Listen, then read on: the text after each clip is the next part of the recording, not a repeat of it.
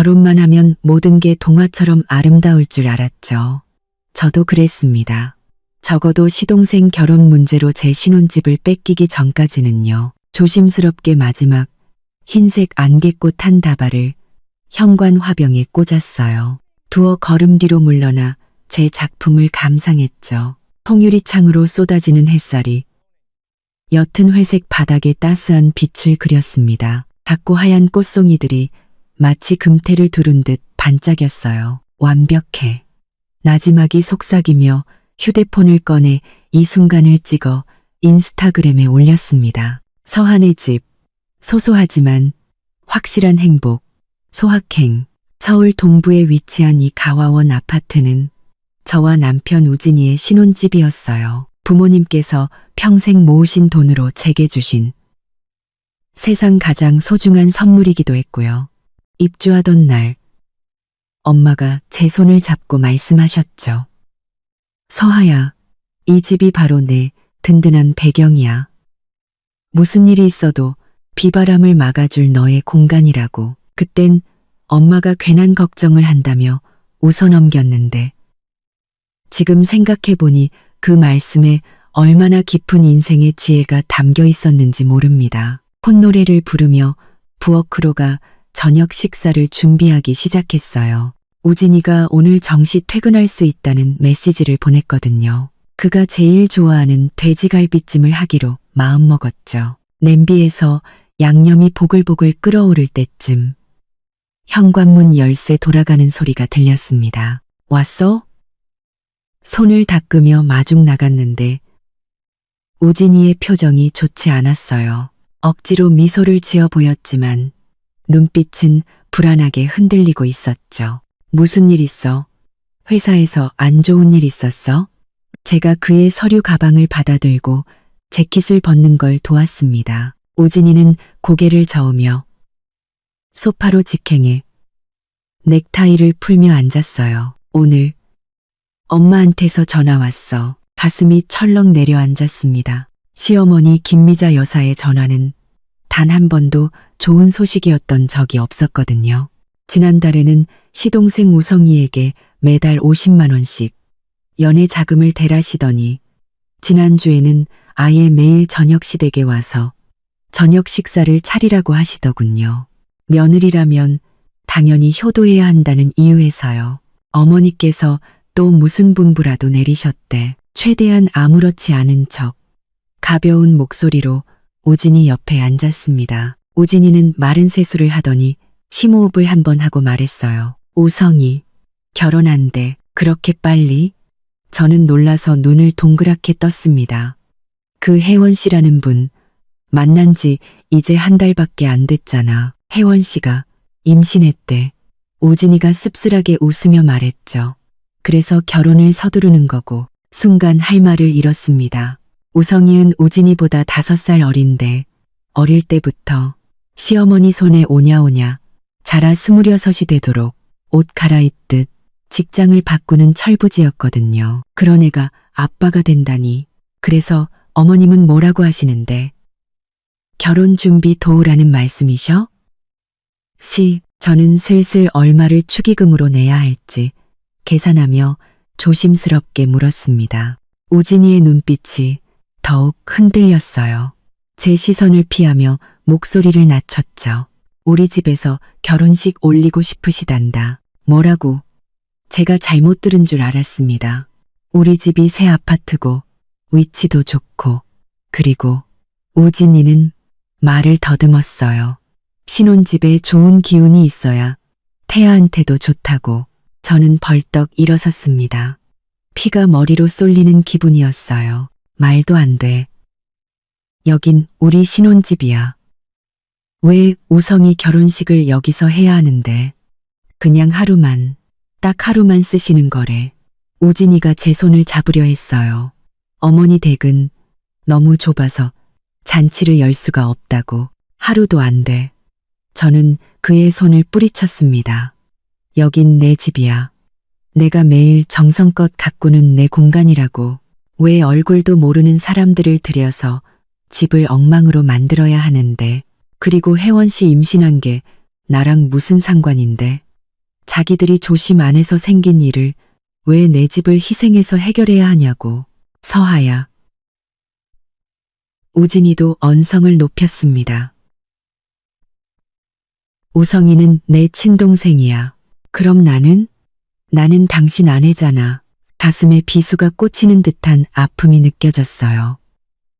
어머님이 이렇게 말도 안 되는 요구를 하시는데 당신은 거절은커녕 어머님 편을 드는 거야? 우진이는 한숨을 쉬며 말투를 누그러뜨렸습니다. 어머니 편 드는 게 아니야. 그냥 어머니 성격 당신도 알잖아. 한번 결정하신 일은, 그래서 어머니가 결정하신 일은 우리가 무조건 따라야 한다. 제가 그의 말을 끊었습니다. 우진 씨, 여긴 우리 집이야. 우리 둘만의 공간이라고. 어머님이 뭔데 우리 일을 마음대로 결정하셔? 우진이는 한동안 침묵하더니 낮은 목소리로 말했습니다. 내일 어머니 모시고 집 보러 오기로 약속했어. 그 말은 제 머리 위에 찬물을 끼얹는 것 같았어요. 저는 믿을 수 없다는 듯 그를 쳐다봤습니다. 이미 약속했다고? 나랑 상의도 없이? 그냥 한번 보여드리기로 한 거야. 결정된 건 아니라고. 우진이가 변명했지만 소용없었습니다. 보여드린다는 거 자체가 허락한 거나 마찬가지잖아. 저는 어지러움을 느끼며 소리쳤어요. 우진 씨, 당신 정말 실망이야. 저는 침실로 들어가 문을 세게 닫아버렸습니다. 문에 기댄 채 천천히 바닥에 주저앉았어요. 눈물이 걷잡을 수 없이 흘러내렸습니다. 결혼하고 처음으로 제대로 된 부부싸움을 한 거였어요. 그 원인이 시댁 식구들이 우리 보금자리를 침범하려 한다는 사실이라니. 문 밖에서 우진이가 조심스럽게 문을 두드렸습니다. 서하야, 문 좀 열어봐.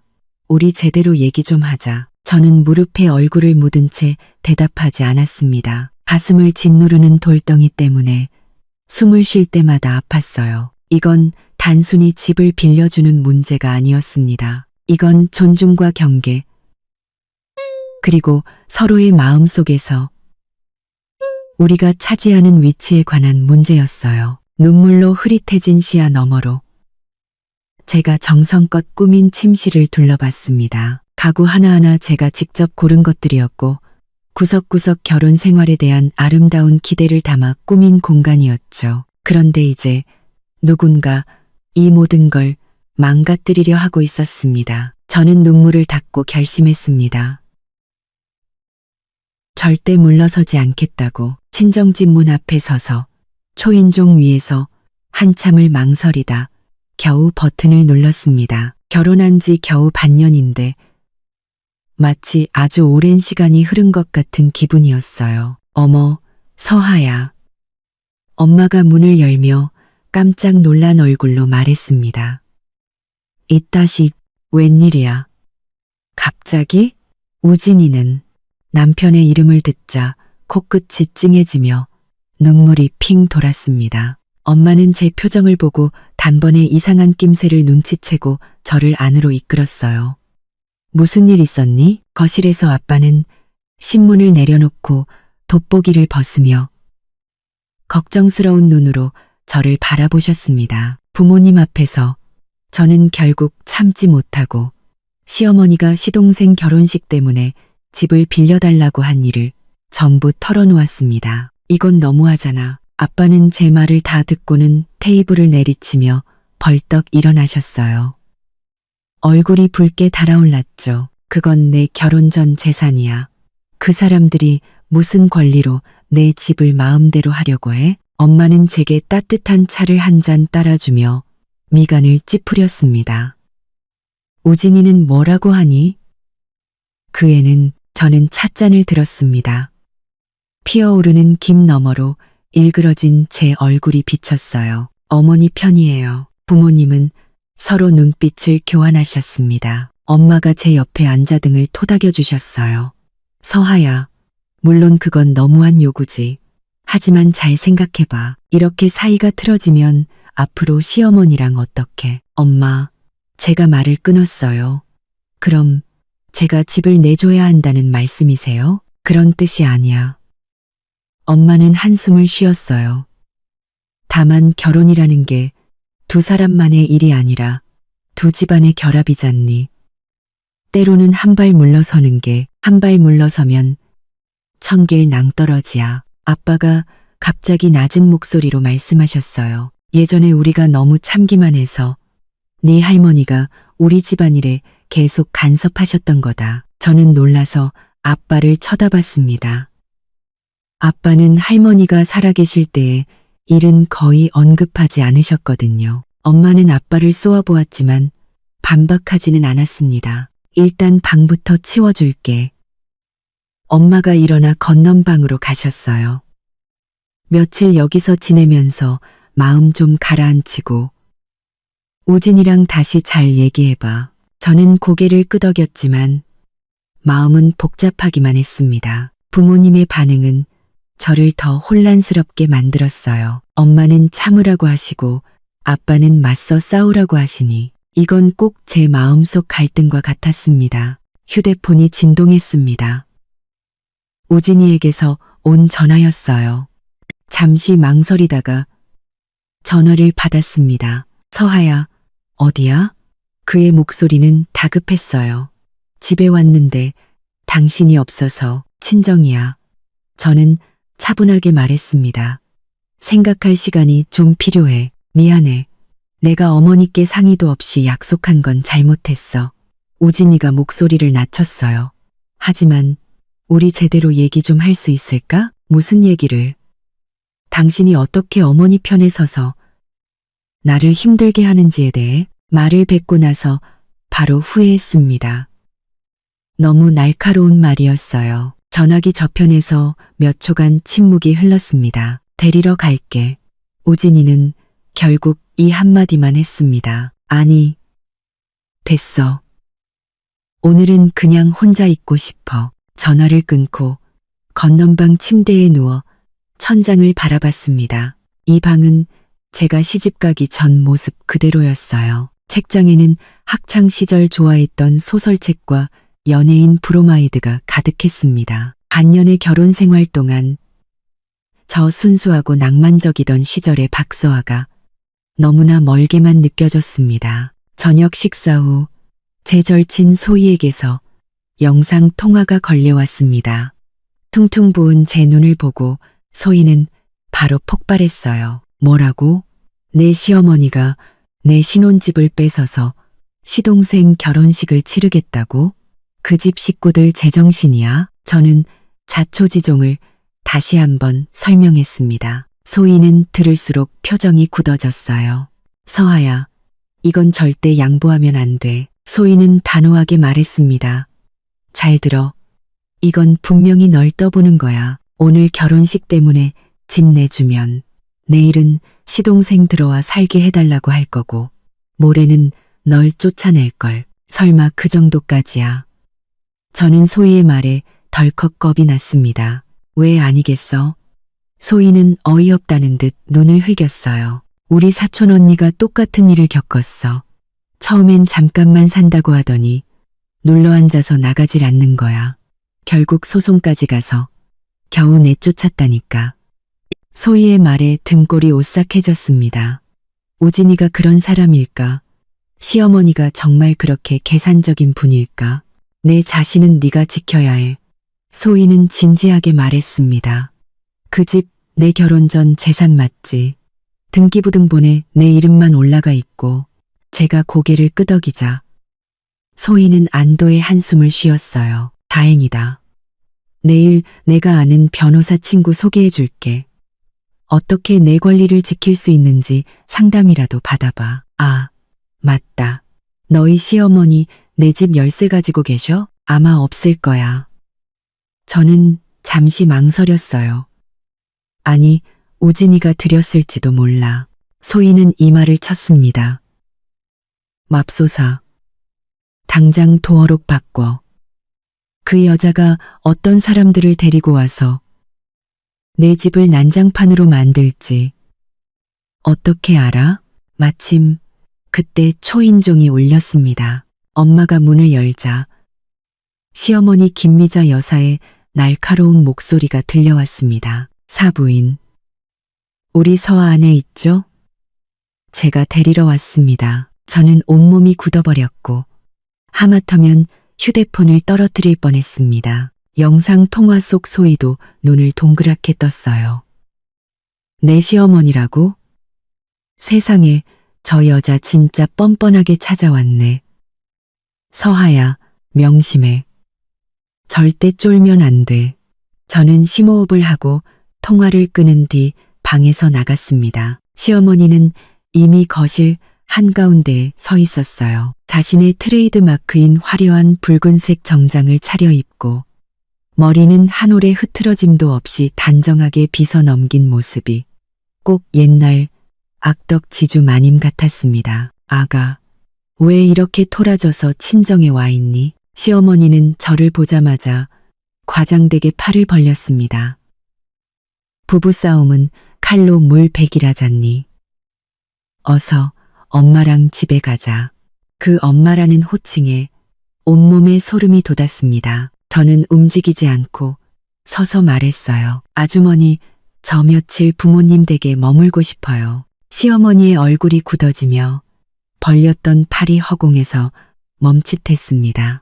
엄마가 황급히 중재에 나섰어요. 애가 온 지 얼마 안 됐으니 하룻밤만이라도 재워서 보내면, 아니, 무슨 집 하나 빌려주는 거 가지고 이렇게 유난이에요? 시어언니는 엄마의 말을 자르며 목소리를 한 톤 높였습니다. 우리 우성이가 겨우 짝을 찾았는데 아가씨가 임신까지 해서 결혼을 서두르는 거잖아요. 형수라는 애가 도와주지는 못할 망정 이렇게 회방을 놔요? 저는 화가 나서 온몸이 떨렸습니다. 그 집은 제 신혼집이에요. 빌려드릴 수 없어요. 어머, 그래? 시어머니는 차갑게 웃으며 가방에서 열쇠 하나를 꺼내 제 앞에서 흔들었습니다. 이거 우진이가 준 비상 열쇠야. 내일 내가 우성이랑 세아가 데리고 집 보러 갈 거니까 네가 허락하든 말든 상관없어. 은색 열쇠가 불빛 아래 차갑게 번쩍이며 마치 칼날처럼 제 눈을 찔렀습니다. 저는 믿을 수 없다는 듯 시어머니를 쳐다봤습니다. 우진이가 저 몰래 시어머니에게 열쇠를 줬다고? 우리 집이 그 사람 눈에는 그렇게 경계가 없는 공간이었나? 김미자 씨, 아빠가 갑자기 일어나셨습니다. 목소리는 전에 없이 엄격했어요. 말씀이 지나치시군요. 그 집은 내 딸의 집입니다. 함부로 들어가면 주거 침입이에요. 시어머니는 아빠의 기세에 눌려 한 걸음 물러섰습니다. 사돈어른, 말씀을 왜 그렇게 하세요? 우린 한 가족이잖아요. 주인 허락 없이 남의 집에 들어가는 건 법적으로 주거 침입입니다. 아빠는 또박또박 말씀하셨어요. 내일 만약 당신들이 내 딸 집에 무단으로 들어간 사실을 알게 되면 저는 즉시 경찰에 신고할 겁니다. 시어머니의 얼굴이 파랗게 질렸다가 하얗게 변했습니다. 마지막으로 저를 매섭게 쏘아보며 말했어요. 좋아. 박서아. 너 잘났다. 이거지. 어디 두고 보자고. 그 말을 남기고 시어머니는 문을 쾅 닫고 나가버렸습니다. 엄마는 걱정스러운 얼굴로 저를 바라봤어요. 서하야, 이제 완전히 얼굴 붉히게 됐구나. 저는 굳게 닫힌 문을 응시했습니다. 마음은 오히려 이상할 만큼 차분했어요. 시어머니의 뻔뻔한 태도는 제게 한 가지 사실을 분명히 깨닫게 해주었습니다. 이건 단순히 집을 빌려달라는 요청이 아니라 집안의 주도권을 둘러싼 싸움이라는 것을요. 만약 제가 오늘 물러선다면 내일은 더 말도 안 되는 요구들이 저를 기다리고 있을 겁니다. 아빠, 엄마, 저는 부모님을 향해 돌아섰습니다. 두 분의 지지가 필요해요. 이번엔 절대 물러서지 않을 거예요. 아빠는 제 어깨를 두드리셨습니다. 눈에는 뿌듯함이 가득했어요. 그래, 그게 내 딸이지. 건넌 방으로 돌아와 우진이에게 메시지를 보냈습니다. 방금 당신 어머니가 우리 부모님 댁에 와서 한바탕 난리를 치고 가셨어. 어떻게 우리 집 열쇠를 가지고 계신 거야?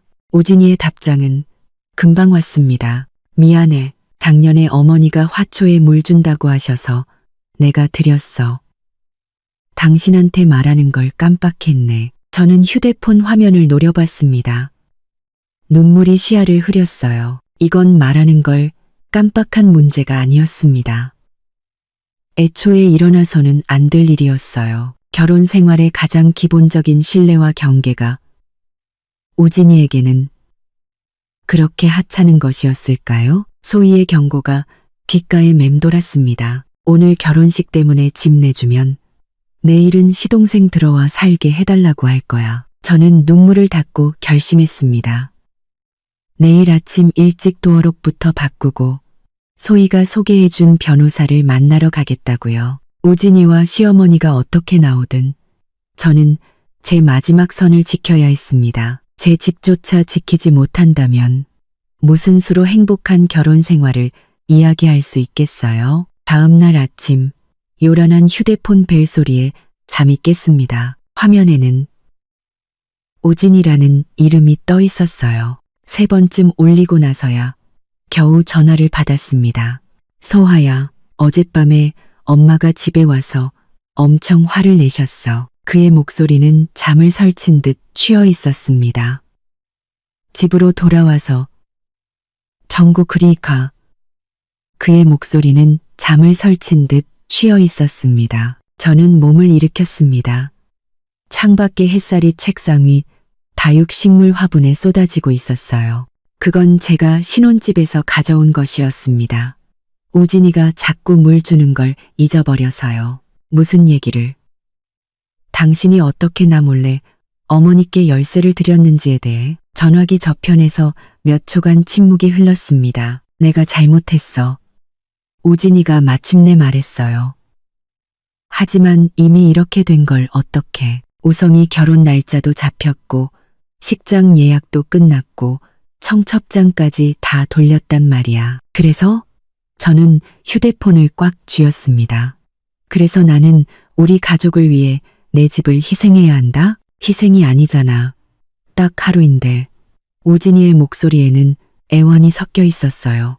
어머니 말씀으로는 거실이랑 안방에서 사진만 좀 찍고 식사는 호텔에서 할 거래. 저는 눈을 감았습니다. 가슴을 짓누르는 돌덩이가 더 무거워진 것 같았어요. 우진이는 아직도 문제의 핵심을 이해하지 못하고 있었습니다. 빌려주는 시간의 길고 짧음이 문제가 아니었어요. 문제는 그들 가족이 제 의사를 무시하고 제 사적인 공간을 마음대로 처분하려 한다는 것이었습니다. 우진 씨, 저는 최대한 침착하게 말했습니다. 그곳은 내 집이야. 우리의 신혼집이라고. 당신 어머니랑 동생이 무슨 권리로 내 허락도 없이 마음대로 결정을 해. 그리고 당신은 왜 그들 편에 서 있는 건데? 내가 그들 편이라는 게 아니잖아. 우진이가 변명했어요. 그냥 한 가족끼리 이렇게까지 척질 필요가 있나 싶어서. 가족? 저는 헛웃음을 쳤습니다. 진정한 가족이라면 서로의 경계를 존중해주는 법이야. 어젯밤 당신 어머니가 열쇠를 들고 와서 날 협박했을 때 우리가 한 가족이라고 생각이나 하셨을까? 우진이는 또다시 침묵했습니다. 그 침묵은 제게 너무나 익숙했어요. 시어머니와 갈등이 있을 때마다 그는 늘 이런 식이었습니다. 어머니를 명확하게 지지하지도 않으면서 그렇다고 제 편을 들어주지도 못하고 그저 회피할 뿐이었죠. 나 오늘 볼 일 있어서 못 들어가. 저는 마침내 말했습니다. 생각 정리할 시간이 더 필요해. 전화를 끊고 저는 재빨리 씻고 옷을 갈아입었습니다. 부모님은 이미 출근하셨고 식탁 위에는 아침 식사와 함께 쪽지가 놓여 있었습니다. 서하야, 네 결정을 지지한다. 사랑하는 아빠 엄마가. 쪽지를 보고 코끝이 찡해졌습니다. 진정한 가족이란 설령 온전히 이해하지 못하더라도 당신의 선택을 존중해주는 존재라는 걸 깨달았습니다. 9시 정각, 소희가 약속대로 차를 몰고 저를 데리러 왔습니다. 저를 보자마자 소희는 소리쳤어요. 세상에, 너 다크서클이 왜 이렇게 심해? 어젯밤에 한숨도 못 잤구나. 저는 소희의 빨간 미니 쿠퍼에 올라타 어젯밤 시어머니가 집까지 쳐들어와 행패를 부린 일을 이야기했습니다. 소희는 화가 나서 경적을 빵빵 울려댔습니다. 그 할망구 진짜 막 나가네. 아주 제대로 본때를 보여줘야 해. 일단 도어록부터 바꾸고 그 다음에 네가 소개해준 변호사 친구 만나러 갈 거야. 제가 말했습니다. 똑똑하네. 소희는 엄지를 치켜 세웠습니다. 박정은 변호사. 내 대학 동기인데 이혼 및 재산분할 소송 전문이야. 완전 믿을만해. 30분 후 우리는 한 철물점에 도착했습니다. 주인인 백발의 할아버지는 제가 도어록을 바꾸려 한다고 하자 최신 스마트 도어록을 추천해 주셨어요. 이게 좋아. 할아버지는 도어록을 설치하며 설명해 주셨습니다. 임시 비밀번호 설정도 되고 한 번 쓰면 바로 무효화돼. 휴대폰으로 원격 제어도 가능해서 누가 언제 드나들었는지 다 기록된다고. 저는 망설임 없이 그것으로 교체했습니다. 낡은 자물쇠가 뜯겨나가고 새 도어록이 설치되는 것을 보며 저는 기묘한 해방감을 느꼈습니다. 이건 단순히 물리적인 문을 바꾸는 행위가 아니었어요. 이건 제 마음속에 단단한 방어선을 세우는 일이었습니다. 이제 내 가게로 가서 좀 쉬자.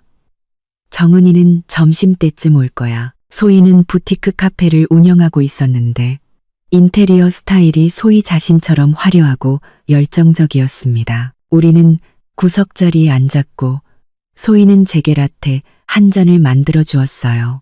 라테 아트는 화가 난 이모티콘 모양이었습니다. 이거 마시고 전투력 충전해. 소희가 윙크하며 말했어요. 오늘 힘든 싸움이 될 테니까. 제가 커피를 휘젓고 있을 때 휴대폰이 갑자기 진동했습니다. 우진이의 사촌 동생인 유정이에게서 온 카톡이었어요. 새언니, 큰어머니랑 싸우셨다면서요? 유정이는 시댁 식구들 중 드물게 저와 사이가 좋은 편이었습니다. 저는 잠시 망설이다가 답장했어요. 응, 집 문제 때문에. 큰어머니 신경 쓰지 마세요. 원래 우성 오빠만 편애하시잖아요. 우진 오빠도 어릴 때부터 동생한테 양보하라고 세뇌당하면서 자랐어요. 제가 더 물어보려던 찰나 유정이가 사진 한 장을 더 보내왔습니다. 우성 오빠네 웨딩 사진까지 다 찍었더라고요. 배경이 언니네 집 거실이에요. 너무하죠? 사진 속에는 우성이가 예비 신부 혜원 씨를 껴안고 우리 집 소파 앞에 서 있었습니다. 두 사람은 턱시도와 드레스를 입고 활짝 웃고 있었어요. 제 피가 순간적으로 얼어붙는 것 같았습니다. 그들이 언제 우리 집에 들어와서 사진을 찍었지? 우진이는 이 사실을 알고 있었을까? 왜 그래? 표정이 왜 그렇게 안 좋아? 소희가 다가와 사진을 보더니 욕설을 내뱉었습니다. 미친. 이 집구석 진짜 양심 없네. 저는 떨리는 손으로 사진을 확대했습니다. 틀림없는 우리 집 거실이었어요. 제가 직접 고른 장식 그림, 태국에서 사온 코끼리 장식품, 그리고 창가의 다육식물들까지. 오진 씨는 분명히 알고 있었을 거야. 저는 중얼거렸습니다. 나 몰래 문을 열어준 게 틀림없어. 빨리 그 사진 저장해놔. 소희가 제게 주의를 줬습니다.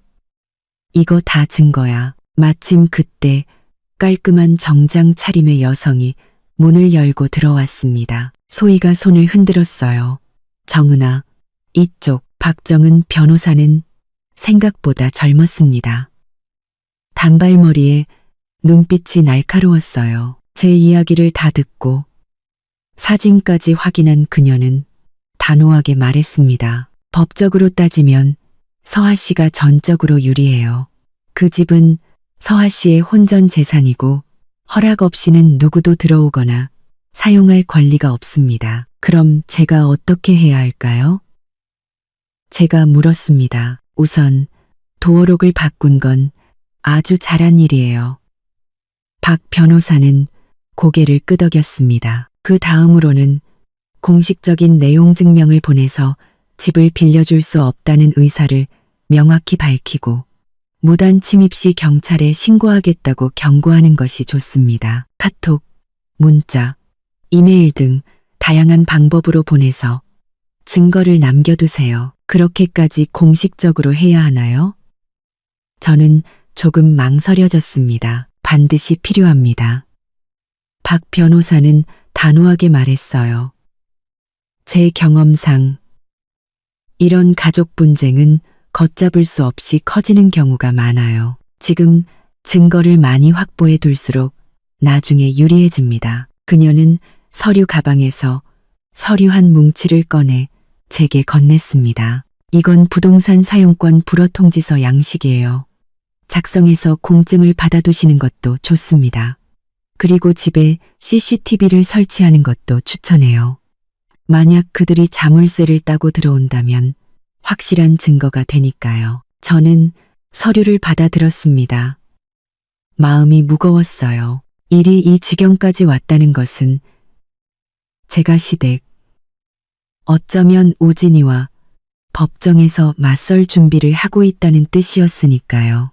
이게 정말 내가 원했던 결혼 생활일까? 서아 씨, 박 변호사는 제 망설임을 눈치챈 듯 말했습니다.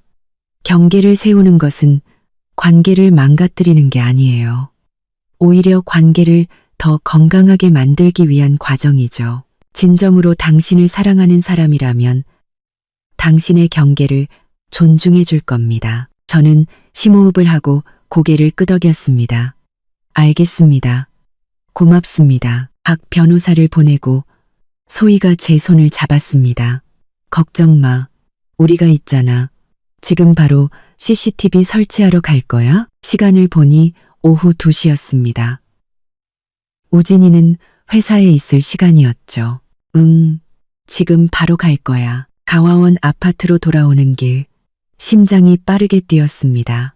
마치 도둑이 된 기분이었어요. 엘리베이터 문이 열릴 때 저도 모르게 복도를 살폈지만 아무도 없었습니다. 재빨리 문을 열고 집으로 들어선 순간 저는 그대로 굳어버렸습니다. 거실은 누군가 손을 댄 흔적이 역력했어요. 테이블 위 장식품 위치가 바뀌어 있었고 소파 쿠션 배열도 달랐습니다. 가장 눈에 띄는 건 창가에 있던 다육식물 화분 2개가 없어진 것이었어요. 저는 침실로 달려갔습니다. 침대 옆 협탁에 놓여있던 저와 우진이의 결혼 사진은 우성이와 혜원 씨의 웨딩 사진으로 바뀌어 있었습니다. 너무해. 저는 화가 나서 온몸이 떨렸습니다. 즉시 이 모든 변화를 사진으로 찍어 증거로 남겼습니다. 그리고 가방에서 막 사온 초소형 카메라를 꺼내 거실과 현관의 눈에 띄지 않는 곳에 설치했습니다. 제 개인 물품을 챙기다가 협탁 서랍에서 쪽지 한 장을 발견했습니다. 우진이의 글씨체였어요. 서하야. 오늘 엄마랑 우성이가 집 보러 왔었어. 미리 말 못해서 미안해. 네가 화낼까봐 그랬어. 그들이 정말 우리 집을 빌려서 결혼식을 하고 싶어해. 딱 하루만 제발 이해해주면 안 될까? 사랑하는 너의 우진이가. 쪽지는 제 손에서 파르르 떨렸습니다. 우진이의 사랑이란 게 나 몰래 다른 사람들을 우리 침실에 들이는 것이었을까? 내 사적인 공간을 마음대로 처분하는 것이었을까? 내가 분명히 반대했는데도 여전히 어머니 편에 서는 것이었을까? 저는 여행 가방을 꺼내 미친 듯이 옷가지와 생필품을 쑤셔 넣기 시작했습니다. 이 집은 더 이상 저의 안식처가 아니었어요. 침략당한 영토가 되어버렸죠. 위치가 바뀐 물건 하나하나, 침범당한 공간 한 뼘 한 뼘이 너는 이곳에서 발언권이 없다고 소리 없이 외치고 있었습니다. 짐을 싸는 도중 현관문에서 갑자기 철컥거리는 소리가 났습니다. 저는 그 자리에 굳어서 문고리가 돌아가는 것을 지켜봤지만 새로 바꾼 도어록 덕분에 문은 열리지 않았습니다. 왜 이러지? 열쇠가 안 맞네. 문 밖에서 시어머니의 날카로운 목소리가 들려왔습니다. 엄마, 열쇠 잘못 가져오신 거 아니에요? 우진이의 목소리였습니다. 그럴 리가. 어제 네가 준 바로 그 열쇠인데. 시어머니는 언성을 높였습니다. 서하야, 안에 있니? 문 좀 열어봐. 저는 숨을 죽이고 꼼짝도 하지 않았습니다. 지금 회사에 있을 시간일 텐데요. 우진이가 말했어요. 엄마, 그냥 다음에 다시 와요. 다음에 오긴 뭘 다음에 와. 오늘 식사 메뉴 정해야 한다니까. 시어머니는 짜증스럽게 말했습니다. 서아한테 전화해봐. 가방 안에 있던 제 휴대폰 화면이 밝아지며 조용한 방 안에 벨소리가 요란하게 울려 퍼졌습니다. 문 밖이 갑자기 조용해졌습니다. 안에 있네. 시어머니의 목소리가 험악하게 변했어요. 박서아, 너 집에 있는 거 다 알아. 당장 문 열어. 저는 심호흡을 하고 문 쪽으로 다가갔지만 문을 열지는 않았습니다. 돌아가세요. 저는 최대한 목소리가 떨리지 않게 말했습니다. 문 안 열어드릴 겁니다. 서하야. 우진이의 놀란 목소리가 들렸습니다. 언제 들어왔어? 왜 도어록은 바꾼 거야? 오늘 아침에요. 저는 문에 기댄 채 온몸에 힘이 빠져나가는 것을 느꼈습니다. 왜 바꿨는지는 당신이 더 잘 알 텐데요. 너 지금 이게 무슨 태도야? 시어머니가 소리쳤습니다. 여긴 내 아들 집이야. 내가 왜 못 들어가? 등기부등본에는 제 이름만 올라가 있어요. 저는 또박또박 말했습니다. 여긴 제 집이고 누가 들어올 수 있는지는 제가 결정합니다. 어쭈, 이제 본색을 드러내는구나. 시어머니는 히스테릭하게 문을 두들겨댔습니다. 결혼한 지 얼마나 됐다고 벌써 이래? 내가 진작에 우진이한테 외동딸은 안 된다고 했어. 부모한테 오냐 오냐. 커서 버릇이 없다고. 엄마, 그만하세요. 우진이가 말렸지만 그의 목소리는 힘이 없었습니다. 난 더 할 거야. 시어머니는 계속해서 소리쳤습니다.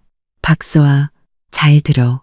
우성이 결혼식은 무조건 내 집에서 할 거야. 네가 반대하면 나도 가만 안 있을 줄 알아. 가만 안 있으면 어쩔 건데요. 저는 문을 확 열어젖혔습니다. 손을 들고 문을 치려던 시어머니는 하마터면 안으로 넘어질 뻔했습니다. 경찰에 신고해서 절 잡아가시게요? 아니면 우진 씨한테 이혼하라고 하시게요? 그것도 아니면 제 직장에 찾아와서 행패라도 부리실 건가요? 시어머니는 제가 갑자기 문을 열자 당황해서 말을 잇지 못했습니다. 우진이는 시어머니 뒤에 서서 창백한 얼굴로 눈만 굴리고 있었어요. 서하야. 그가 제게 다가오려 하자 저는 한 걸음 뒤로 물러섰습니다. 우진 씨, 당신 정말 실망이야. 제 목소리는 떨렸지만 이상할 만큼 침착했습니다. 나 몰래 어머니께 열쇠를 주고 그들이 우리 집에 들어와 웨딩 사진을 찍게 내버려 두고 심지어 우리 결혼 사진까지 바꿔놓고 이게 당신이 말하는 사랑이야? 우진이는 고개를 숙였습니다. 난 그냥 가족은 이런 식으로 행동하지 않아. 제가 말을 끊었습니다. 저는 이미 변호사를 통해 내용 증명을 작성했어요. 이 집은 누구에게도 빌려주지 않을 겁니다. 만약 당신들이 무단으로 침입한다면 즉시 경찰에 신고할 거예요. 시어머니는 숨을 헐떡이며 소리쳤습니다. 네가 감히. 저는 그녀의 눈을 똑바로 쳐다봤습니다. 그리고 우리 집 다육식물이랑 사진액자 당장 돌려놓으세요. 그렇지 않으면 절도죄로 고소할 겁니다. 시어머니의 얼굴은 잿빛이 되어 입술을 파르르 떨 뿐 아무 말도 하지 못했습니다. 우진이는 마치 처음 보는 사람처럼 충격받은 얼굴로 저를 쳐다봤습니다. 서하야, 네가 어떻게 이렇게 변했어? 아니, 우진 씨. 저는 고개를 저었습니다. 갑자기 극심한 피로가 몰려왔어요. 내가 변한 게 아니야. 그냥 이제야 몇 가지 사실들을 똑똑히 보게 된 것뿐이야. 그 말을 남기고 저는 문을 닫고 잠갔습니다. 문 밖에서는 시어머니의 히스테릭한 욕설과 오진이의 힘없는 만류 소리가 들려왔습니다. 저는 바닥에 주저앉아 무릎을 끌어안고 소리 없이 눈물을 흘렸습니다. 이 순간 저는 마침내 깨달았습니다.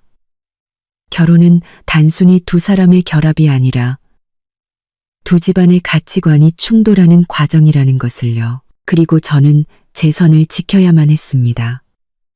그렇지 않으면 평생 다른 사람의 뜻대로 살게 될 테니까요. 결혼식 3일 전, 저는 친정집 식탁에 앉아 휴대폰으로 CCTV 화면을 계속 돌려보고 있었습니다. 스마트 도어록과 카메라를 설치한 후로 집에 접근하는 모든 사람의 기록이 제 휴대폰으로 전송되었어요. 지난 48시간 동안 시어머니 김미자 여사는 우성이와 혜원 씨를 데리고 3번이나 찾아왔습니다. 매번 이미 소용없어진 열쇠로 문을 열려고 시도하다가 실패하면 문 앞에서 한바탕 욕을 하고 돌아갔죠. 오진이는 혼자 2번 찾아왔습니다. 문 앞에서 한참을 망설이다가 결국 한숨만 쉬고 돌아섰어요. 서아야, 과일 좀 먹어. 엄마가 깎은 사과 한 접시를 제 앞에 밀어주며 걱정스럽게 말했습니다. 그렇게 하루 종일 휴대폰만 쳐다보고 있으면 어떡하니? 그들이 못 들어오게 확실히 해야 해요. 저는 뻐근한 콧등을 주무르며 말했어요. 엄마, 김 여사님이 얼마나 집요한지 모르셔서 그래요. 아빠는 신문을 내려놓고 돋보기를 벗었습니다. 정 안 되면 경찰에 신고해. 이런 식의 괴롭힘은 이미 불법이야. 조금만 더 기다려 볼래요. 저는 고개를 저었습니다. 오진 씨에게 마지막 기회를 주고 싶어요. 말이 끝나자마자 휴대폰이 진동했습니다. 오진이에게서 온 전화였어요. 저는 심호흡을 하고 전화를 받았습니다. 서하야. 그의 목소리는 지쳐 있었습니다. 우리 얘기 좀 할 수 있을까? 단둘이서. 저는 잠시 망설였습니다. 무슨 얘기를? 모든 것에 대해서. 오진이가 한숨을 쉬었어요. 늘 가던 데서 기다릴게. 나와줄 수 있어? 늘 가던 데는 우리가 연애할 때 자주 가던 버블티 가게였습니다. 전화를 끊고 부모님께 잠시 나갔다 오겠다고 말씀드렸습니다. 엄마 아빠가 같이 가줄까? 엄마가 불안한 듯 물었습니다. 아니에요. 저는 억지 미소를 지었습니다. 어떤 문제는 우리 스스로 해결해야 해요. 버블티 가게는 예전 모습 그대로였습니다. 벽에는 커플들의 사진과 메모가 가득 붙어 있었어요. 구석에는 우리 사진도 아직 걸려 있었습니다. 졸업식 날, 우진이가 저를 끌어안고 둘 다 바보처럼 활짝 웃고 있는 사진이었죠. 그때의 우리는 결혼 생활이 이렇게 복잡할 거라고 상상이나 했을까요? 우진이는 우리가 늘 앉던 자리에 앉아 저를 기다리고 있었습니다. 앞에는 버블티 2잔이 놓여 있었어요. 제가 제일 좋아하는 펄밀크티와 그가 늘 마시던 레몬 홍차. 그 세심함에 마음이 살짝 흔들렸습니다. 서하야. 그가 일어섰습니다. 눈 밑에는 짙은 다크서클이 내려와 있었어요. 와줘서 고마워. 저는 자리에 앉아 버블티에는 손도 대지 않았습니다. 할 얘기가 뭔데? 오진이는 마른 세수를 하더니 말했습니다. 우선 사과할게. 어머니께 열쇠 드린 거 너한테 말 안 한 거 내 잘못이야. 우성이 내가 집에 들어와 사진 찍게 한 것도 다 내 잘못이야. 저는 조용히 그를 바라보며 다음 말을 기다렸습니다. 하지만 서하야. 그가 고개를 들었습니다. 눈빛은 간절했어요. 엄마가 이번 결혼식을 정말 중요하게 생각하셔. 그가 고개를 들었습니다. 우성이가 늦둥이라 어릴 때부터 애지중지 키우셨고 지금 혜원 씨가 임신까지 했잖아. 그래서 제가 말을 끊었습니다. 그래서 나는 당신 어머니의 편애를 위해 내 집을 희생해야 한다? 희생이 아니야. 우진이가 다급하게 말했어요. 딱 하루만 빌려주면 내가 깨끗하게 치우겠다고 약속할게. 우진 씨, 제가 언성을 높이자 주변 손님들이 쳐다봤습니다. 문제는 하루냐 아니냐가 아니야. 문제는 당신이랑 당신 가족들이 내 의견을 전혀 존중하지 않는다는 거라고. 그 집은 내 집이야. 누가 들어올 수 있고 어떻게 사용할지는 내가 결정할 권리가 있어. 우진이는 고개를 숙였습니다. 알아. 하지만 내 체면을 봐서라도 한 번만 봐주면 안 될까? 이번 한 번만. 다시는 이런 일 없을 거야. 다시는 없어. 저는 차갑게 말했습니다. 난 이미 결정했어. 집은 안 빌려줘. 당신들이 억지로 들어오려고 하면 바로 경찰에 신고할 거야. 우진이가 벌떡 고개를 들었습니다.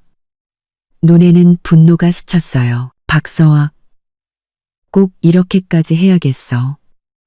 우리 반년간의 결혼 생활이 네 눈에는 그렇게 하찮아? 하찮은지 아닌지는 당신 선택에 달렸지. 저는 자리에서 일어났습니다. 우진 씨, 결혼은 두 사람이 함께하는 동맹이야. 당신이 계속 어머니 편에만 선다면 우리는 대체 뭔데? 그 말을 남기고 저는 뒤돌아서 가게를 나왔습니다. 우진이는 손도 대지 않은 버블티 2잔과 함께 그곳에 홀로 남겨졌습니다. 가게를 나오니 하늘은 비가 올 것처럼 흐렸습니다. 저는 목적 없이 거리를 헤맸습니다. 머릿속이 복잡했어요. 우진이의 사과는 진심처럼 들렸지만 마지막 말은 그의 진짜 속마음을 드러내고 있었습니다. 그의 눈에는 저의 저항이 이를 극단으로 몰고 가는 행동으로 보일 뿐 정당한 자기 방어는 아니었던 겁니다. 휴대폰이 또 울렸습니다. 소희였어요. 서하야. 너 어디야? 빨리 CCTV 확인해봐. 내 시어머니가 사람들 데리고 내 집으로 갔어. 저는 즉시 CCTV 앱을 켰습니다. 화면에는 시어머니 김미자 여사와 우성이 그리고 낯선 남자 2명이 우리 집 문 앞에 서 있었습니다. 그중 한 남자는 연장을 들고 도어록을 만지작거리고 있었어요. 뭐라고? 지금 자물쇠를 따려는 거야. 저는 소리치며 즉시 112에 전화를 걸었습니다. 신고합니다. 저희 집에 지금 누가 무단으로 침입하려고 해요. 신고를 마치고 저는 택시를 잡아 가화원으로 향했습니다. 차 안에서 본 CCTV 화면에는 그 남자가 이미 도어록을 따고 있었고 시어머니가 의기양양하게 우성이와 혜원 씨를 데리고 집 안으로 들어가는 모습이 보였습니다. 피가 거꾸로 솟는 것 같았어요. 어떻게 그들이 감히 아파트 단지에 도착했을 때 경찰차가 이미 건물 아래에 서 있었습니다. 저는 서둘러 건물로 들어가 20층으로 올라갔습니다. 엘리베이터에서 내리자마자 시어머니의 날카로운 목소리가 복도에 울려 퍼지고 있었어요. 내가 왜 못 들어가? 여긴 내 아들 집이라고. 우리 며느리가 정신이 이상한데 경찰 양반들이 그걸 잡아가지는 못할 망정 왜 나를 막아요? 모퉁이를 돌자 화려한 붉은색 정장을 입고 머리를 꼿꼿이 세운 시어머니 김미자 여사가 경찰관 2명을 상대로 손가락질을 하고 있었습니다. 우성이와 혜원 씨는 옆에 서 있었고 혜원 씨는 창백한 얼굴로 저를 보자 눈을 피했습니다. 연장 가방을 든 낯선 남자는 열쇠 수리공인 듯 보였습니다. 박서아 씨, 오셨군요. 경찰관 한 분이 저를 보고 안도의 한숨을 쉬었습니다. 박서아, 시어머니는 저를 보자마자 달려들었습니다. 얼굴에 두꺼운 화장도 뒤틀린 표정을 가리지 못했어요. 너 이게 무슨 짓이야? 경찰을 불러서 나를 막아? 각도. 오늘 우리 우성이 결혼하는 날인데 기어코 이렇게 망신을 줘야겠어? 저는 시어머니를 무시하고 경찰관에게 먼저 등기부등본과 신분증을 보여드렸습니다. 경찰관님, 제가 신고한 불법 침입자들이 바로 이 사람들입니다. 어제부터 제 집에 자물쇠를 따고 들어오겠다고 협박했어요. 경찰관은 서류를 꼼꼼히 확인하고 고개를 끄덕였습니다. 네, 상황 파악됐습니다. 상황 파악은 무슨?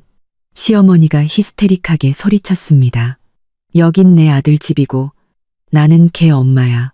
이게 어떻게 불법 침입이야. 김미자 여사님, 나이가 좀 더 있어 보이는 경찰관이 엄숙하게 말했습니다. 이 아파트는 박서아 씨 단독 명의로 등기되어 있습니다. 박서아 씨의 혼전 재산이라는 뜻입니다. 허락 없이 무단으로 침입하는 것은 명백한 주거 침입죄에 해당합니다. 헛소리 마. 시어머니는 막말을 쏟아냈습니다. 우리 우진이한테 시집 왔으면 얘 몸뚱어리랑 집이랑 다 우리 집안 거지. 그 말은 저를 완전히 격분하게 만들었습니다. 저는 시어머니 앞으로 다가가 또박또박 말했습니다.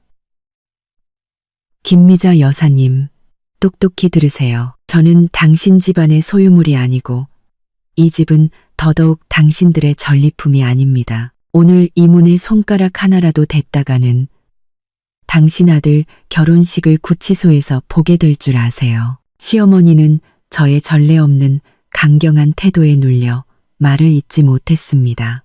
우성이가 한 걸음 앞으로 나서며 말했어요. 형수님, 왜 이렇게까지 하세요?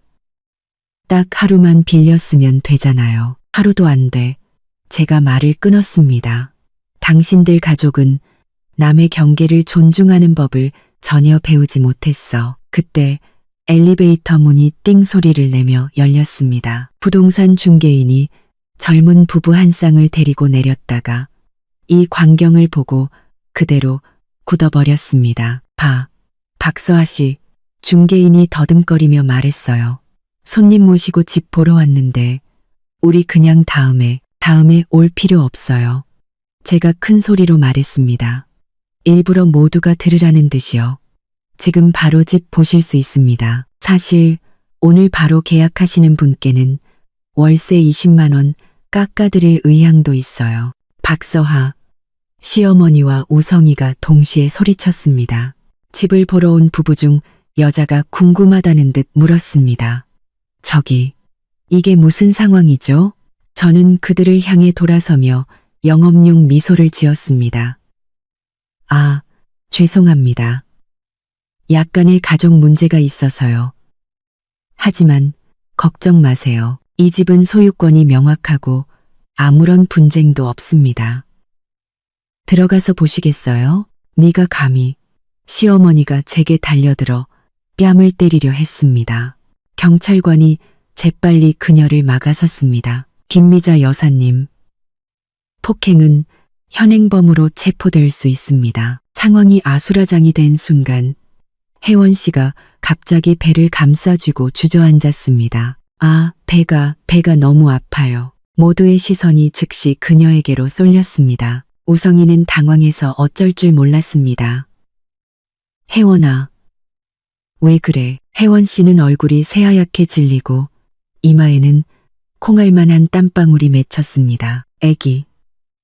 우리 애기, 빨리 구급차 불러요. 누군가 소리쳤습니다. 정신없는 와중에 구급차가 금방 도착했습니다. 구급대원은 간단한 검진 후 혜원 씨에게 유산기가 있어 즉시 병원으로 이송해야 한다고 말했습니다. 우성이는 구급차에 따라 올라타며 떠나기 전 저를 매섭게 쏘아봤습니다. 형수님, 만약 우리 애기 잘못되면 가만 안 둘 거야. 시어머니 김미자 여사는 완전히 넋이 나가 울면서 엘리베이터 쪽으로 따라 달려갔습니다. 내 손주. 아이고, 하느님. 경찰관이 제게 주거침입건을 계속 진행할 것인지 물었습니다. 저는 그들이 떠나는 뒷모습을 보며 고개를 저었습니다. 됐어요. 일단 사람부터 살려야죠. 사람들이 흩어지고 부동산 중개인과 손님 부부도 어색하게 인사를 하고 떠났습니다. 저는 텅 빈 복도에 홀로 서서 갑자기 온몸에 힘이 빠지는 것을 느꼈습니다. 벽에 기대어 천천히 바닥에 주저앉았습니다. 휴대폰이 진동했습니다. 우진이에게서 온 전화였어요. 저는 잠시 망설이다가 전화를 받았습니다. 서하야. 그의 목소리는 쉬고 지쳐 있었습니다. 방금 엄마한테 전화 왔어. 혜원 씨가 병원에 실려갔다고. 알아. 나도 방금까지 거기 있었어. 저는 차분하게 말했습니다. 도대체 무슨 일이 있었던 거야? 우진이가 물었습니다. 엄마 말로는 네가 경찰까지 불러서 난리를 피우는 바람에 혜원 씨가 충격받아서 쓰러졌다고 하던데. 저는 차갑게 웃었습니다. 역시 당신 어머니 버전이군. 사실은 당신 어머니가 사람들을 데리고 와서 강제로 우리 집 자물쇠를 따고 들어오려 했고 내가 그걸 막기 위해 경찰을 부른 거야. 혜원 씨 말인데 그녀는 이미 전부터 스트레스 때문에 몸이 안 좋다고 나한테 말했었어. 전화기 저편에서 긴 침묵이 흘렀습니다. 서하야, 우리 만날 수 있을까? 우진이가 마침내 말했습니다. 우리 정말 진지하게 얘기 좀 해야 할 것 같아. 지금? 나 지금 병원이야. 아버지도 오셨는데 너랑 얘기하고 싶어 하셔. 저는 경계심이 들었습니다. 무슨 얘기를? 나도 잘 몰라. 우진이가 한숨을 쉬었어요. 근데 엄마한테 엄청 화가 나신 것 같아. 그건 의외의 소식이었습니다. 시아버지 우상국 씨는 늘 과묵하고 집안의 대소사는 모두 시어머니가 결정했으니까요. 그런 분이 화를 내셨다니. 알았어. 저는 결국 동의했습니다. 병원 주소 알려줘. 그리로 갈게. 전화를 끊고 저는 마지막으로 우리 집 현관문을 바라본 뒤 돌아섰습니다. 이 소동은 마침내 마지막 단판의 순간을 맞이하고 있었습니다. 결과가 어떻든 저는 이미 모든 것을 마주할 준비가 되어 있었습니다. 병원 산부인과 병동 앞 복도에는 우진이네 가족이 모두 모여 있었습니다. 우진이는 저를 보자마자 다가왔습니다. 눈에는 복잡한 감정이 가득했어요. 혜원 씨는 어때? 제가 물었습니다. 일단은 안정됐대. 그가 말했습니다. 하지만 입원해서 경과를 지켜봐야 한대.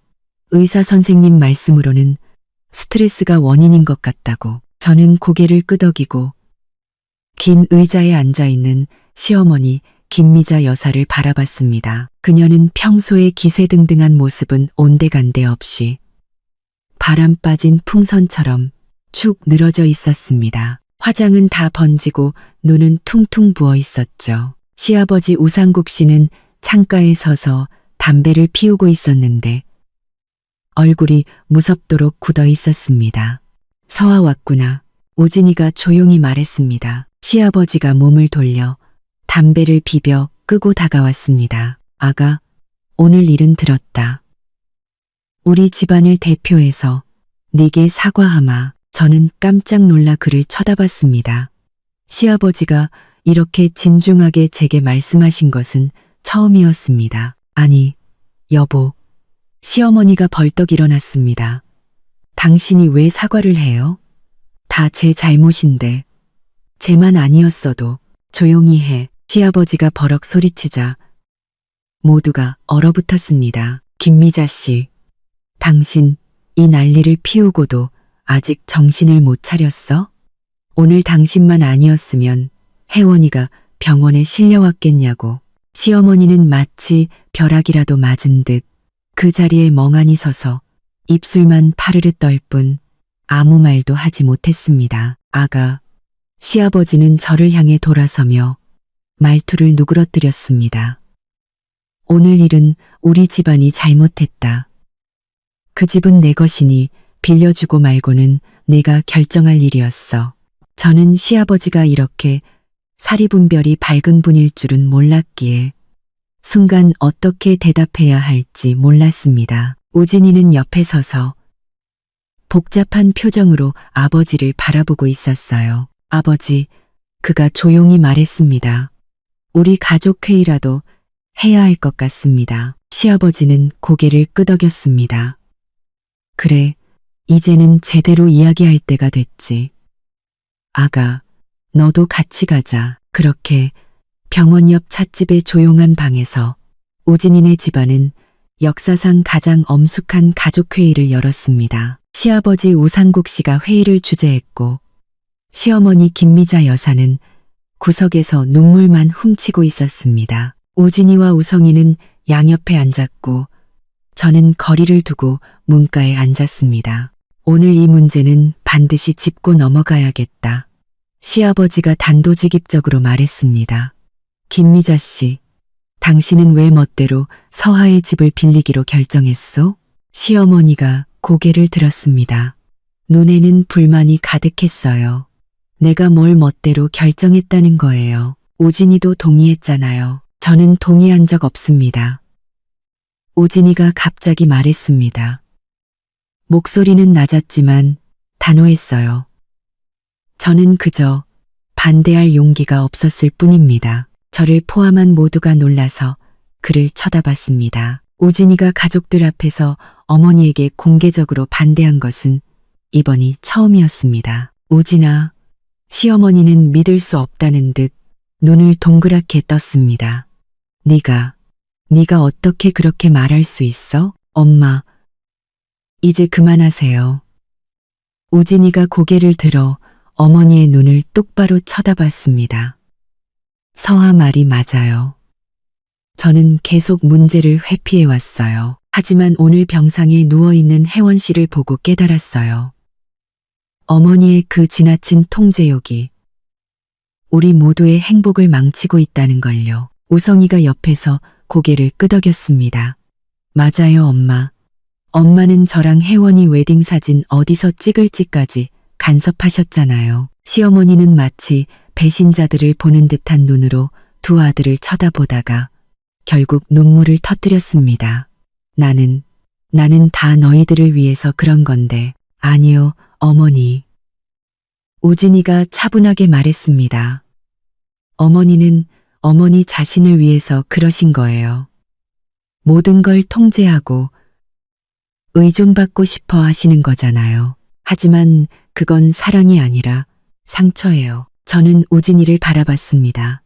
마치 이 남자를 처음으로 제대로 알게 된 기분이었어요. 그는 마침내 일어섰습니다.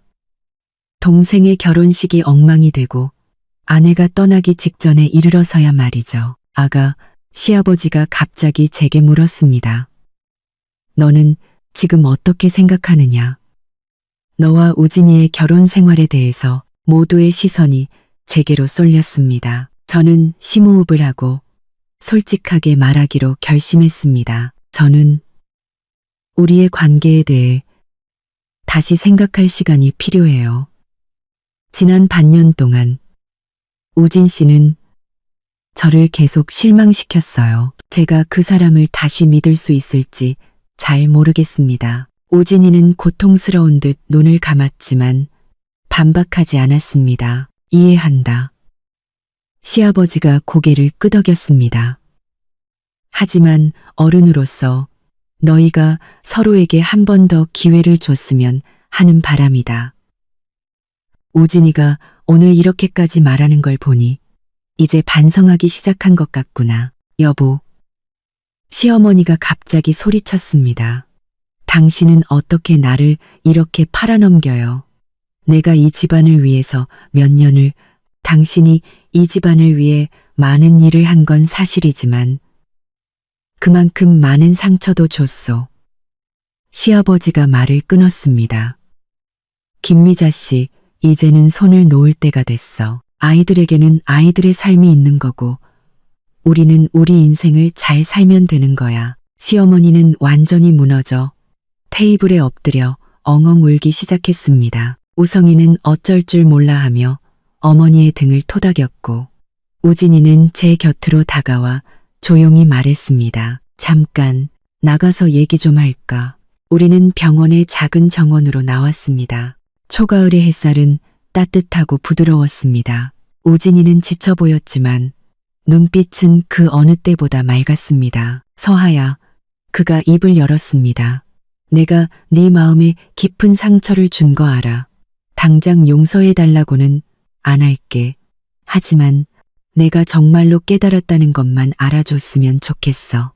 저는 멀리서 뛰어노는 아이들을 바라보며 조용히 물었습니다. 왜 하필 지금이야? 내가 처음 반대했을 때가 아니라? 우진이는 씁쓸하게 웃었습니다. 내가 너무 비겁했어. 어릴 때부터 동생에게 양보하고 어머니께 순종하라고 배워왔어. 나는 그게 효도고 좋은 아들이자 좋은 형이 되는 길이라고 생각했어. 그럼 지금은 알아. 진정한 사랑은 무조건적인 순종이 아니라 건강한 경계를 세우는 거라는 걸. 그는 진지하게 말했습니다. 서하야, 만약 네가 한 번만 더 기회를 준다면 나는 반드시 네 편에 서서 그 누구의 간섭도 받지 않고 우리의 결혼을 지켜낼 거야. 저는 한동안 말이 없었습니다. 햇살이 얼굴에 내려앉아 따뜻했습니다. 우리가 막 연애를 시작했던 그 봄날을 떠올리게 했죠. 우진 씨, 나한테는 시간이 필요해. 저는 마침내 말했습니다. 당신의 변화를 믿지 못하는 게 아니야. 다만 결혼 생활 속에서 길을 잃었던 나 자신을 되찾을 시간이 필요해. 그는 고개를 끄덕였습니다. 눈에는 눈물이 고여 있었어요. 이해해. 네가 어떤 결정을 하든 존중할게. 다만 우리 집 너무 서둘러서 새놓지는 말아주면 안 될까? 거기엔 우리 공동의 추억이 있잖아. 알았어. 놀랍게도 저는 그러겠다고 대답하고 있었습니다.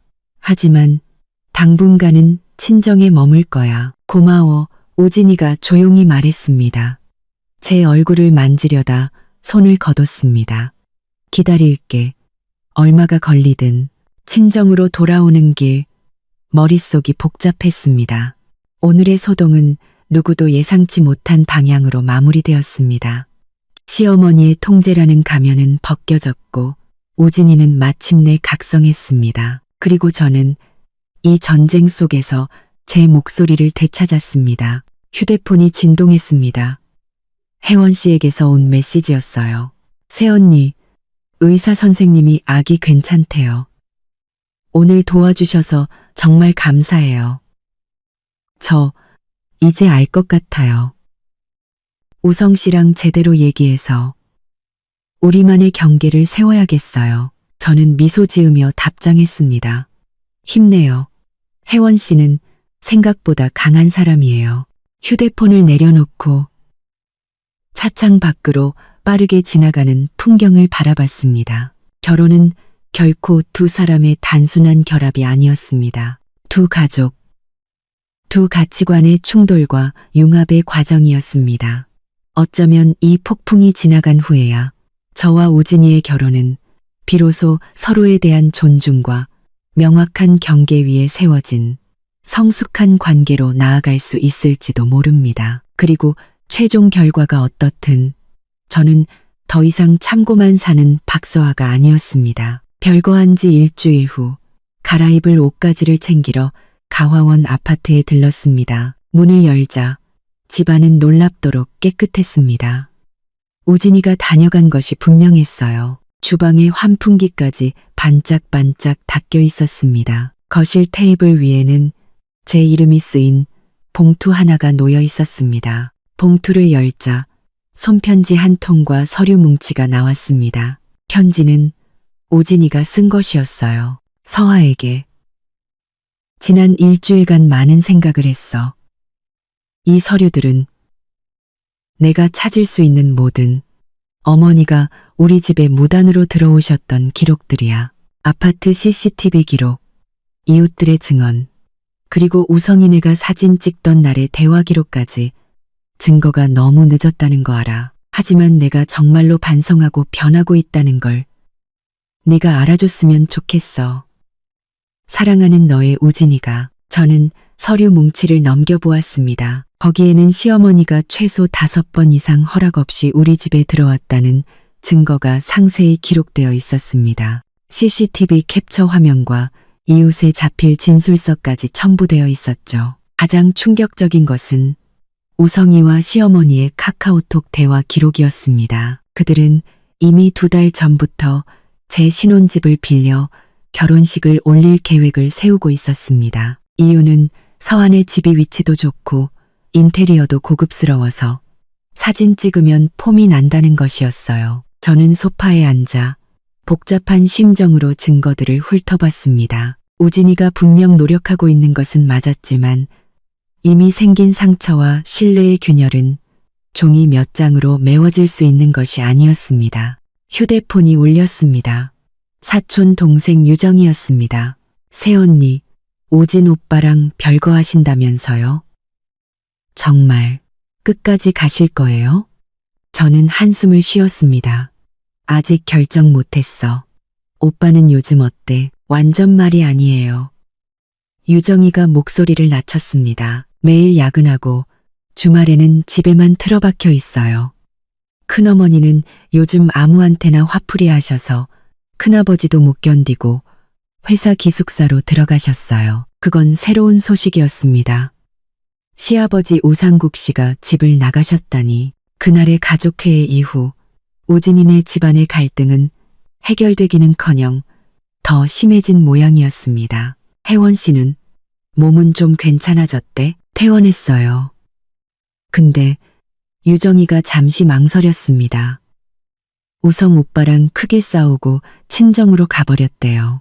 결혼식 장소를 호텔로 바꾸지 않으면 안 돌아오겠다고 했다나 봐요. 저는 눈썹을 치켜 올렸습니다. 그렇게 여려 보이던 혜원 씨가 그런 강경한 행동을 할 줄이야. 아무래도 제가 했던 말이 그녀에게 영향을 준 것 같았습니다. 전화를 끊고 짐을 계속 싸다가 옷장 깊숙한 곳에서 신발 상자 하나를 발견했습니다. 열어보니 안에는 작은 쪽지들과 영화표가 가득했습니다. 모두 저와 우진이가 연애할 때 주고받았던 기념품들이었어요. 맨 위쪽지에는 이렇게 쓰여 있었습니다.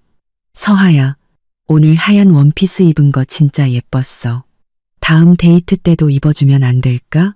너의 우진이가. 기억이 파도처럼 밀려왔습니다. 그때의 우진이는 제가 무심코 저기 멀리 있는 맛집의 만두가 먹고 싶다고 한마디 하면 다음날 아침 일찍 1시간을 운전해서 사다 주곤 했습니다. 제가 야근할 때는 회사 건물 아래 카페에서 조용히 기다리다가 저를 집까지 데려다 주었죠. 싸우고 나면 늘 제 가방에 작은 쪽지를 넣어두고는 서툰 말로 진심 어린 사과를 전하곤 했습니다. 언제부터였을까요? 이 아름다운 순간들이 시댁과의 갈등에 조금씩 갉아먹히기 시작한 것이. 저는 조심스럽게 신발 상자를 여행 가방에 넣고 떠나려는데 초인종이 울렸습니다. 현관문 렌즈를 통해 예상치 못한 인물이 보였습니다. 시아버지 우상국 씨였습니다. 아, 아버님. 문을 열고는 호칭을 바꿨습니다. 어쨌든 지금은 별거 중이니까요. 어쩐 일이세요? 우상국 씨는 훨씬 더 늙어 보였습니다. 눈 밑은 퀭했고 관자놀이의 흰머리도 더 빽빽해져 있었습니다. 잠깐 들어가서 얘기 좀 할 수 있을까? 그의 목소리는 쉬어 있었습니다. 저는 몸을 비켜 그를 안으로 들였습니다. 그리고 차 한 잔을 내어드렸죠. 우상국 씨는 집 안을 둘러보며 한숨을 쉬었습니다. 우진이가 요즘 여기서 지내나? 아마도요. 저는 애매하게 대답했습니다. 저한테 무슨 하실 말씀이라도. 우상국 씨는 서류 가방에서 폴더 하나를 꺼냈습니다. 아가, 우선 우리 가족의 행동에 대해 다시 한번 사과한다. 이건 내가 정리한 김 여사가 오랫동안 우성이만 편애했다는 증거들이다. 재산 분배 기록이랑 옛날 가족 비디오 같은 것들이지. 저는 놀라서 폴더를 받아 들었습니다. 이걸 왜 제게 보여주시는 거예요? 우진이를 이해해 주길 바라기 때문이다. 우상국 씨는 제 눈을 똑바로 쳐다봤습니다. 그 녀석이 널 사랑하지 않는 게 아니야.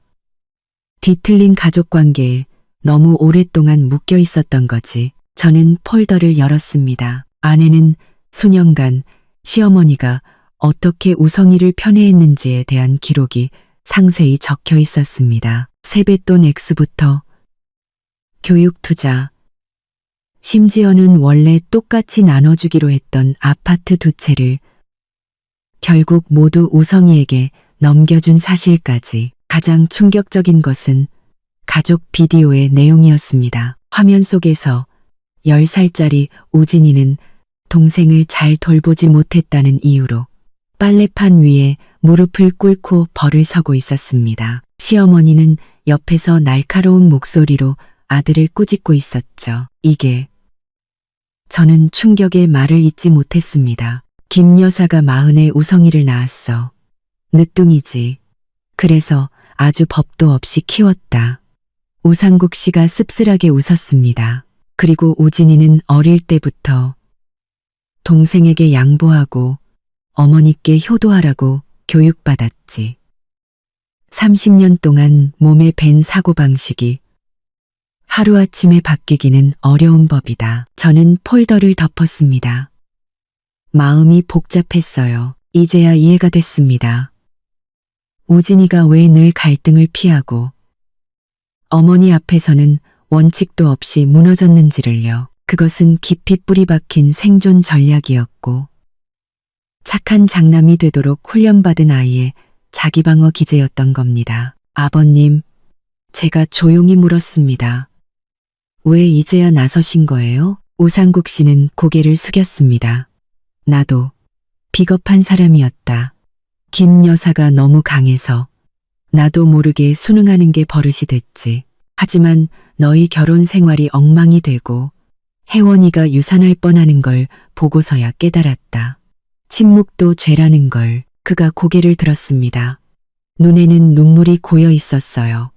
아가, 당장 우진이를 용서해달라고는 안 한다. 하지만 그 녀석이 정말 널 사랑하고 또 정말로 변하려고 노력하고 있다는 것만은 믿어다오. 우상국 씨를 문 밖까지 배웅할 때 그가 갑자기 돌아섰습니다. 아, 맞다. 김 여사는 내가 너 찾아온 거 모른다. 그 사람 지금 상태가 많이 안 좋아. 아마 전문가의 도움이 필요할 것 같다. 심리 상담 말씀이세요? 우상국 씨는 고개를 끄덕였습니다. 30년 묵은 통제욕이 가족회의 몇 번으로 해결될 문제가 아니지. 내가 이미 병원에 연락은 해뒀다. 부디 치료를 받으려 해야 할 텐데. 구부정한 시아버지의 뒷모습이 엘리베이터 안으로 사라지는 것을 보며 저는 이 과묵한 어른에게 전례 없는 존경심을 느꼈습니다. 정한고시성 화목한 구부정한 시아버지의 뒷모습이 엘리베이터 안으로 늙음하게 용기를 내어 가족의 문제와 정면으로 마주하는 것은 누구나 할 수 있는 일이 아니었으니까요. 친정으로 돌아와 우진이와 시아버지가 준 자료들을 꼼꼼히 다시 읽어보았습니다. 볼수록 마음이 복잡해졌습니다. 저녁에 소희가 우리 집에 놀러 왔다가 이 자료들을 보고는 한동안 말이 없었습니다. 그러니까 우진이는 사실 친엄마한테 학대받은 피해자였던 거네. 소희가 마침내 결론을 내렸습니다. 그렇게 볼 수도 있겠지. 저는 한숨을 쉬었습니다. 하지만 상처는 이미 남았잖아. 그래서 이제 어떻게 할 생각이야? 소희가 날카롭게 물었습니다. 그래도 이혼할 거야? 저는 고개를 저었습니다. 모르겠어. 생각할 시간이 더 필요해. 다음 날 뜻밖에도 혜원 씨에게서 전화가 왔습니다. 목소리는 전보다 훨씬 힘이 넘쳤어요. 새언니, 저 우성 씨랑 얘기했어요. 결혼식 호텔에서 하기로 했어요. 처음엔 시어머니가 반대하셨는데 이번엔 우성 씨가 제 편을 들어주더라고요. 정말 제가 놀라서 물었습니다. 그 사람이 어떻게 갑자기 변했대? 제가 병원에 누워있는 모습을 보고 뭐가 중요한지 깨달았대요. 혜원 씨의 목소리에는 수줍은 행복이 묻어났습니다. 그리고 오진 아주버님이 따로 불러서 진지하게 얘기를 나눴다더라고요.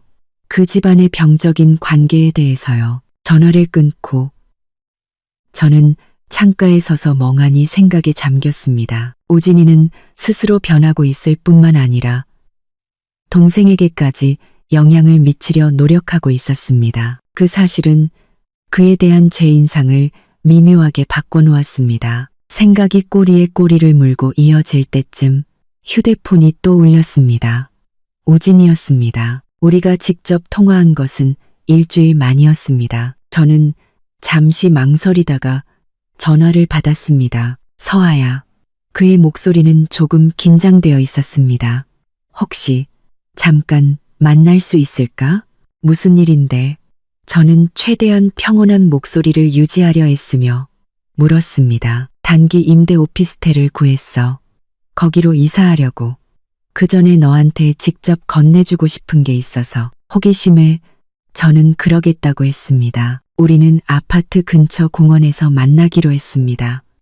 사람이 적어 이야기하기 좋은 곳이었죠. 초가을 저녁, 바람이 플라타너스 잎을 스치며 사가기는 소리를 냈습니다. 오진이는 이미 벤치 옆에 서서 기다리고 있었습니다. 단순한 흰 티셔츠에 청바지 차림이었는데 지난번보다 더 말라 보였지만 정신은 맑아 보였습니다. 그가 제게 USB 하나를 건넸습니다. 여기 내가 찾을 수 있는 모든 어머니가 우리 생활에 간섭했다는 증거들이야. 우리 집에 무단으로 들어오셨던 CCTV 영상, 그리고 친척들한테 내 흉을 보셨던 녹음 파일까지. 저는 USB를 받아들며 의아하게 물었습니다.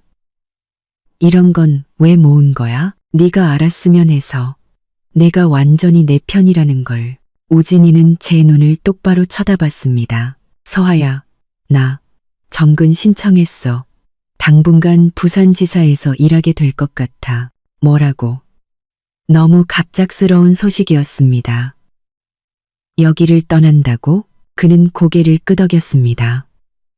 도망치는 게 아니야. 그냥 나 스스로 성장할 공간이 필요해서. 30년 묵은 사고방식에서 벗어나려면. 그는 씁쓸하게 웃었습니다. 그리고 지금 어머니 상태가 많이 불안정하셔서 내가 옆에 있으면 오히려 상황만 더 복잡해질 것 같. 저는 무슨 말을 해야 할지 몰라. 그저 침묵했습니다. 집은 다 정리해뒀어. 열쇠는 여기. 우진이는 주머니에서 우리 집 열쇠를 꺼냈습니다. 언제든 다시 들어가서 살아도 되고 아니면 새를 놔도 돼. 다시는 함부로 들어가지 않을게. 그가 내민 열쇠를 보는데 갑자기 코끝이 찡해졌습니다. 이 열쇠는 한때 우리의 공동생활을 상징했지만 이제는 이별의 징표가 되어버렸습니다. 언제 가는데? 제 목소리는 조금 떨렸습니다. 다음 주 월요일 비행기야. 우진이가 조용히 말했습니다. 가기 전에 같이 밥 한 끼 먹을 수 있을까? 송별회라고 생각해줘. 거절해야 마땅했지만 그의 조심스러운 눈빛을 보니 저도 모르게 고개를 끄덕이고 말았습니다. 좋아. 우리는 연애할 때 자주 가던 작은 식당에 갔습니다. 주인 아저씨는 아직 우리를 기억하고 반갑게 인사를 건넸습니다. 오랜만이네. 늘 앉던 자리로 줄까? 익숙한 구석자리에 앉아 한때 가장 좋아했던 매운 생선찜을 마주하니 추억이 파도처럼 밀려왔습니다. 우진이는 세심하게 생선 가시를 발라 가장 좋은 살코기 부분을 제 앞접시에 덜어주었습니다. 마치 우리가 한창 사랑에 빠졌을 때처럼요. 우리 첫 데이트도 여기서 했었는데 기억나? 우진이가 갑자기 말했습니다. 네가 노란색 원피스를 입고 와서는 긴장해서 물컵을 엎었잖아. 저는 고개를 끄덕였습니다. 저도 모르게 입가에 미소가 번졌어요. 그랬지. 그때 네가 휴지로 테이블 닦아주다가 휴지 한 통을 다 썼잖아. 우리는 마주보고 웃었습니다. 그 순간만큼은 모든 갈등과 불쾌함이 잠시 멀어진 것 같았습니다. 식사 후 우진이는 저를 친정집까지 바래다 주겠다고 했습니다. 아파트 아래에서 그는 잠시 망설이다가 결국 제 손을 가볍게 쥐었습니다. 오늘 나와줘서 고마워. 앞으로 어떻게 되든 네가 행복했으면 좋겠어. 가로등 불빛 아래 그의 눈이 반짝였습니다. 마치 별빛을 가득 담은 것처럼요. 저는 순간 그를 용서했다고 가지 말라고 말하고 싶은 충동을 느꼈습니다. 하지만 이성이 결국 감성을 이겼습니다. 잘 다녀와. 저는 조용히 말하고 건물 안으로 들어섰습니다. 집으로 돌아와 USB를 컴퓨터에 꽂았습니다. 안에는 우진이의 말대로 시어머니가 우리 생활에 간섭했다는 증거들이 가득했습니다. 하지만 가장 저를 놀라게 한 것은 서하에게라는 이름의 동영상 파일이었습니다. 영상을 클릭하자 화면에 우진이의 얼굴이 나타났습니다. 배경은 우리 침실이었어요. 그는 지쳐 보였지만 눈빛은 단호했습니다. 서하야, 만약 네가 이 영상을 보고 있다면 나는 이미 잠시 부산으로 떠나기로 결정했다는 뜻이겠지. 그는 마치 제 눈을 마주보는 것처럼 카메라를 똑바로 응시했습니다. 이건 도망치는 게 아니야. 더 나은 내가 더 나은 남편이 되기 위한 과정이야. 지난 시간 동안 나는 많은 자료를 찾아보고 심리 상담도 받았어. 그리고 마침내 우리 결혼의 근본적인 문제가 무엇인지 깨달았지. 나는 단 한 번도 원가족으로부터 제대로 독립한 적이 없었던 거야. 우진이는 씁쓸하게 웃었습니다. 정말 한심하지? 30살 먹은 남자가 정신적으로는 아직 엄마 품을 떠나지 못한 어린애라니. 하지만 변하고 싶어. 너를 지켜줄 수 있고 네가 기댈 수 있는 사람이 되고 싶어. 그래서 나는 이 안락한 곳을 떠나 낯선 환경에서 나 자신을 증명하려고 해. 그는 잠시 말을 멈췄습니다. 눈에는 굳은 결의가 빛나고 있었어요. 서아야, 나를 기다려달라고는 안 할게. 그냥 네가 어떤 결정을 하든 나는 존중할 거라는 것만 알아줘. 만약 우리가 다시 시작할 기회가 생긴다면 그때는 분명 지금과는 다른 우진이가 되어 있을 거야. 영상은 끝났습니다. 저는 어두운 방 안에 앉아 소리 없이 눈물을 흘렸습니다. 제가 한때 깊이 사랑했고 또 깊이 실망했던 이 남자가 마침내 자신의 문제와 정면으로 마주하기 시작했습니다. 그렇다면 나 역시 우리의 결혼에 그리고 이토록 노력하는 이 남자에게 한 번 더 기회를 줘야 하는 걸까요? 창밖에는 밝은 달이 높이 떠 있었습니다. 차가운 달빛이 바닥에 쏟아지며 마치 미지의 세계로 통하는 길을 비추는 것 같았습니다. 저는 눈물을 닦고 결심을 굳혔습니다. 우진이가 떠난 지 2주, 저는 용기를 내어 시어머니 김미자 여사에게 만남을 청했습니다. 장소는 조용한 찻집으로 정했어요. 저는 약속 시간보다 30분 일찍 도착해 창가 자리에 앉았습니다. 무의식적으로 손가락으로 테이블을 두드리는데 심장이 터질 것처럼 빠르게 뛰었습니다. 시어머니는 정시에 나타났습니다. 놀랍게도 그녀는 훨씬 더 늙어 보였습니다. 화장기 없는 얼굴에 머리는 대충 뒤로 묶고 수수한 회색 정장을 입고 있었죠. 예전의 그 위압적인 모습은 온데간데 없었습니다. 아주머니. 저는 자리에서 일어나 최대한 평온한 목소리를 유지하려 애썼습니다. 시어머니는 잠시 흠칫하며 제가 그렇게 부르는 것이 어색한 듯 보였지만 이내 고개를 끄덕이고 자리에 앉았습니다. 서하야, 무슨 일로 보자고 했니? 직원이 차와 다과를 가져다 준 후에야 저는 입을 열었습니다. 우선 요즘 어떻게 지내시는지 궁금했어요. 우진 씨가 아주머니 상태가 좋지 않다고 하더라고요. 시어머니의 손이 미세하게 떨렸습니다. 찻잔을 들었다가 다시 내려놓았습니다. 그 애, 부산 갔니? 저는 고개를 끄덕였습니다. 모르셨어요? 나한테는 말 안 하더구나. 시어머니의 눈에 고통이 스쳤습니다. 그날 병원에서 그런 일이 있고 나서부터 집에 거의 들어오지 않았어. 저는 그녀의 표정을 살피며 문득 깨달았습니다. 한때 저를 두렵게 했던 이 여인이 이제는 온 가족에게 외면당한 외로운 노인에 불과하다는 것을요. 아주머니, 저는 심호흡을 했습니다. 오늘 제가 오자고 한 건 아주머니와 솔직하게 이야기를 나누고 싶어서예요. 누구를 탓하려는 게 아니라 화해하고 싶어서요. 시어머니는 고개를 들었습니다. 눈에는 놀라움과 의심이 가득했어요. 이건 우진 씨가 부산 가기 전에 제게 준 거예요. 저는 그 USB를 꺼내 테이블 위에 올려놓았습니다. 안에는 아주머니께서 여러 번 허락 없이 저희 집에 들어오셨다는 증거, 친척들에게 제 험담을 하신 녹음 파일, 그리고 수년간 집안이 불공평했다는 여러 증거들이 들어있어요. 시어머니의 얼굴이 새하얗게 질렸습니다. 그 애가 그런 걸 왜 모은 거야? 아주머니를 공격하려는 게 아니에요. 제가 조용히 말했습니다. 제게 증명하고 싶었던 거예요. 자기는 이제 제 편에 서기로 했다는 걸요. 시어머니는 찻잔을 쥔 손에 힘을 주어 손가락 마디가 하얗게 변했습니다. 저는 말을 이었습니다. 우진 씨가 부산에 간 건 아주머니에 대한 의존에서 벗어나 스스로 결정하는 법을 배우기 위해서예요. 그리고 아주머니는 가장 효자였던 아들을 잃으신 거고요. 나는 다 그 애들을 위해서 그런 건데. 시어머니의 목소리가 떨리기 시작했습니다.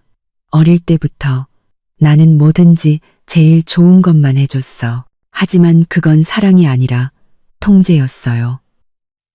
저는 그녀의 눈을 똑바로 쳐다봤습니다. 진정한 사랑은 존중하고 놓아주는 거예요. 그 말은 마치 열쇠처럼 시어머니의 눈물샘을 열어버렸습니다. 그녀는 갑자기 무너지듯 울기 시작했고 주변 손님들이 힐끔힐끔 쳐다봤습니다. 나는 어떻게 사랑해야 하는지 몰라. 그녀는 흐느끼며 말했습니다. 우리 부모님도 나한테 그렇게 했어. 나는 그게 사랑하는 방식인 줄 알았지. 한때 저를 이토록 미워하게 만들었던 여인이 길 잃은 아이처럼 우는 모습을 보니 제 마음속에 쌓여있던 분노가 기적처럼 누그러지기 시작했습니다. 아주머니, 저는 휴지를 건넸습니다. 오상국 아버님께서 아주머니께 전문가의 도움이 필요할 것 같다고 하셨어요. 혹시 생각해 보셨어요? 시어머니는 눈물을 닦고 한참 동안 말이 없다가 겨우 입을 열었습니다. 상국 씨, 그 사람 집 나갔어.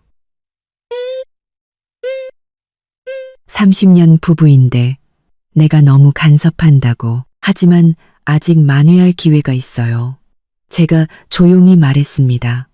도움을 받는 것부터 시작하시면 돼요. 그날 우리는 3시간 동안 이야기를 나눴습니다. 시어머니는 처음으로 제게 마음을 열고 자신의 불행했던 어린 시절에 대해 이야기했습니다. 부모에게 엄격하게 통제당하며 조건 없는 사랑을 받아본 적 없는 소녀가 어른이 되어 무의식적으로 그 방식을 답습하게 된 것이었죠. 그리고 장남이었던 우진이는 그녀의 가장 큰 통제욕과 불안을 감당해야 했던 겁니다. 떠나기 전 시어머니가 망설이며 물었습니다. 서아야, 우진이가 나를 용서할까? 저도 잘 모르겠어요. 저는 솔직하게 대답했습니다. 하지만 아주머니께서 정말로 변하신다면 그 애도 알게 될 거예요. 친정으로 돌아오자 부산에 있는 우진이에게서 메시지가 와 있었습니다. 우리 엄마 만나고 왔다며. 어떠셨어? 저는 답장했습니다. 생각보다 괜찮으셨어. 반성하고 계시더라. 아주머니는 정말 당신을 사랑하시는 것 같아. 지식 표현하는 방법을 모르시는 거지. 우진이는 금방 답장을 보냈습니다. 만나줘서 고마워. 정말 큰 용기가 필요했을 텐데 제가 그에게 말하지 않은 것이 있었습니다. 시어머니를 만난 것은 그를 위해서가 아니라 저 자신을 위해서였다는 것을요. 두려움과 정면으로 마주해야만 비로소 마음속의 원망을 내려놓을 수 있으니까요. 그 후로 저는 매주 한 번씩 시어머니를 찾아뵈었습니다. 때로는 과일을 사들고 가고 때로는 그냥 앉아서 이야기를 나눴습니다. 그녀는 심리 상담을 받기 시작했고 상태는 눈에 띄게 좋아졌습니다. 시아버지 우상국 씨도 집으로 돌아왔고 노부부의 관계에는 미묘한 변화가 생겼습니다. 더 이상 시어머니 혼자 모든 것을 결정하는 것이 아니라 평등한 대화가 시작된 것이죠. 혜원 씨와 우성이의 결혼식은 결국 호텔에서 열렸습니다. 간소했지만 따뜻한 분위기였어요. 저는 형수 자격으로 참석했습니다. 우성이가 임신한 아내를 조심스럽게 챙기는 모습을 보니 예전에 그 마마보이 같던 모습은 온데간데 없었습니다. 시어머니는 단정한 정장을 입고 내내 미소를 잃지 않았으며 그 어떤 것에도 간섭하지 않았습니다. 결혼식장에서 유정이가 제게 조용히 말했습니다. 새언니, 우진 오빠 지난주에 왔었는데 아셨어요? 저는 고개를 저었습니다. 마음속에 작은 파문이 일었습니다. 우진이는 제게 연락하지 않았습니다. 아직 만날 준비가 되지 않은 것이겠지요. 오빠 많이 변했어요. 유정이가 신나서 말했습니다. 사람이 완전 달라졌어요. 엄청 주관이 뚜렷해졌다고요. 큰어머니랑 진지하게 대화를 나눴는데 그 후에 큰어머니가 심리 상담받기로 결심하셨대요. 그 소식에 우진이에 대한 그리움이 갑자기 터져 나왔습니다. 그날 밤 저는 오랜만에 그의 꿈을 꿨습니다. 기억 속의 그 우유부단한 우진이가 아니라 눈빛은 단호하고 어깨는 든든한 남자였습니다. 한 달 후 저는 가와원 아파트로 다시 이사하기로 결심했습니다. 부모님은 걱정하셨지만 제 선택을 존중해 주셨습니다. 소희가 이사를 도와주며 텅 빈 옷장을 보고 갑자기 물었습니다. 너 아직도 그 사람 사랑해? 저는 하던 일을 멈추고 그 질문에 대해 진지하게 생각했습니다. 모르겠어. 하지만 다시 알아가고 싶어. 와우. 소희가 눈썹을 치켜 올렸습니다. 그냥 사랑한다는 말보다 훨씬 깊이가 있는데 우리가 웃고 떠드는 사이 초인종이 울렸습니다. 현관문 렌즈를 통해 예상치 못한 인물이 보였습니다. 우진이었습니다. 여행 가방을 끌고 지쳐 보였지만 정신은 맑아 보였죠. 누구야? 소희가 궁금해했습니다. 저는 심호흡을 하고 문을 열었습니다. 우진이는 저를 보자 눈이 빛났습니다. 서하야, 나 돌아왔어. 그래, 보여. 저는 최대한 평온을 유지하려 했었지만 심장은 요동치고 있었습니다. 부산은 어땠어? 힘들었지만 얻은 게 더 많았어. 그는 미소 지으며 제 얼굴에서 시선을 떼지 못했습니다. 프로젝트를 조기에 마치고 본사로 복귀 신청했어. 네가 괜찮다면. 소희는 눈치 빠르게 가방을 챙겼습니다. 저기, 나 갑자기 급한 일이 생각나서. 서하야, 나중에 연락할게. 소희는 제게 윙크를 하고는 재빨리 사라졌습니다. 문 앞에 남겨진 저와 우진이 사이에는 미묘하고 긴장된 공기가 흘렀습니다. 들어와서 차라도 한잔할래? 제가 마침내 침묵을 깼습니다. 우진이는 고개를 끄덕이고 여행 가방을 끌고 안으로 들어왔습니다. 즉거 그는 집안을 둘러보며 익숙한 가구들의 시선을 두었습니다. 집이 하나도 안 변했네. 이사 온 지 일주일밖에 안 됐어. 저는 그에게 물 한 잔을 건넸습니다. 어머니는 요즘 많이 좋아지셨어. 응, 들었어. 우진이가 물컵을 받았습니다. 우리의 손가락이 잠시 스쳤고 마치 전기가 통한 것 같았습니다. 만나줘서 고마워. 어머니께는 그게 정말 큰 의미였을 거야. 우리는 소파 양끝에 앉았습니다. 마치 처음 만난 낯선 사람들처럼 조심스럽게 서로를 탐색했습니다. 부산에서 많은 생각을 했어. 우진이가 마침내 입을 열었습니다. 우리에 대해서, 가족에 대해서, 심지어 심리 상담도 받았어. 저는 조금 놀랐습니다. 정말 그는 고개를 끄덕였습니다. 의사 선생님이 그러시더라.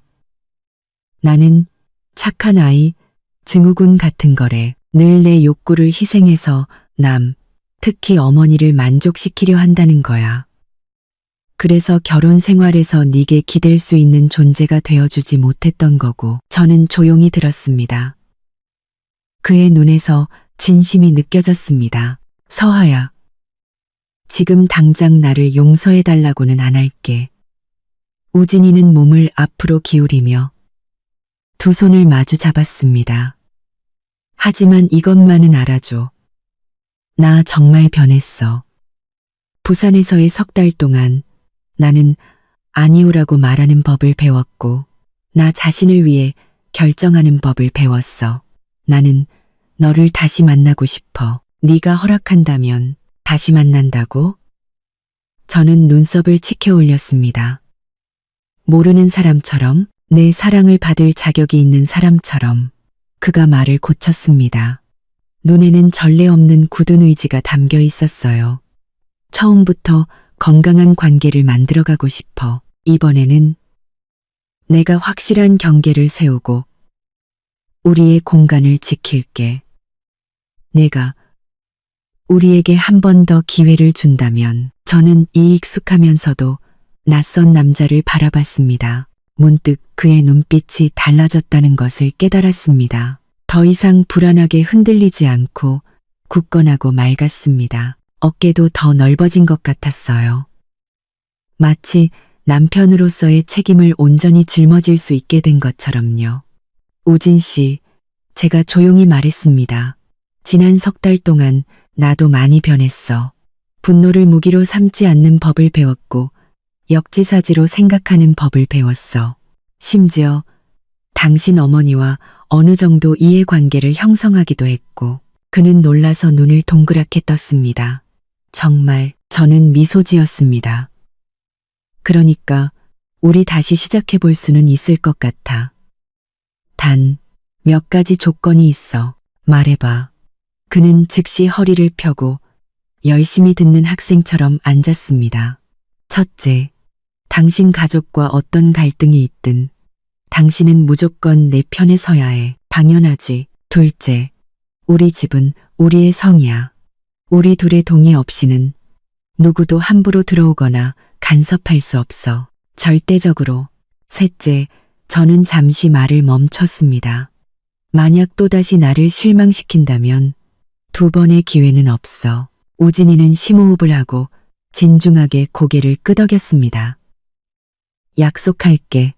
사실 그는 주머니에서 열쇠 하나를 꺼냈습니다.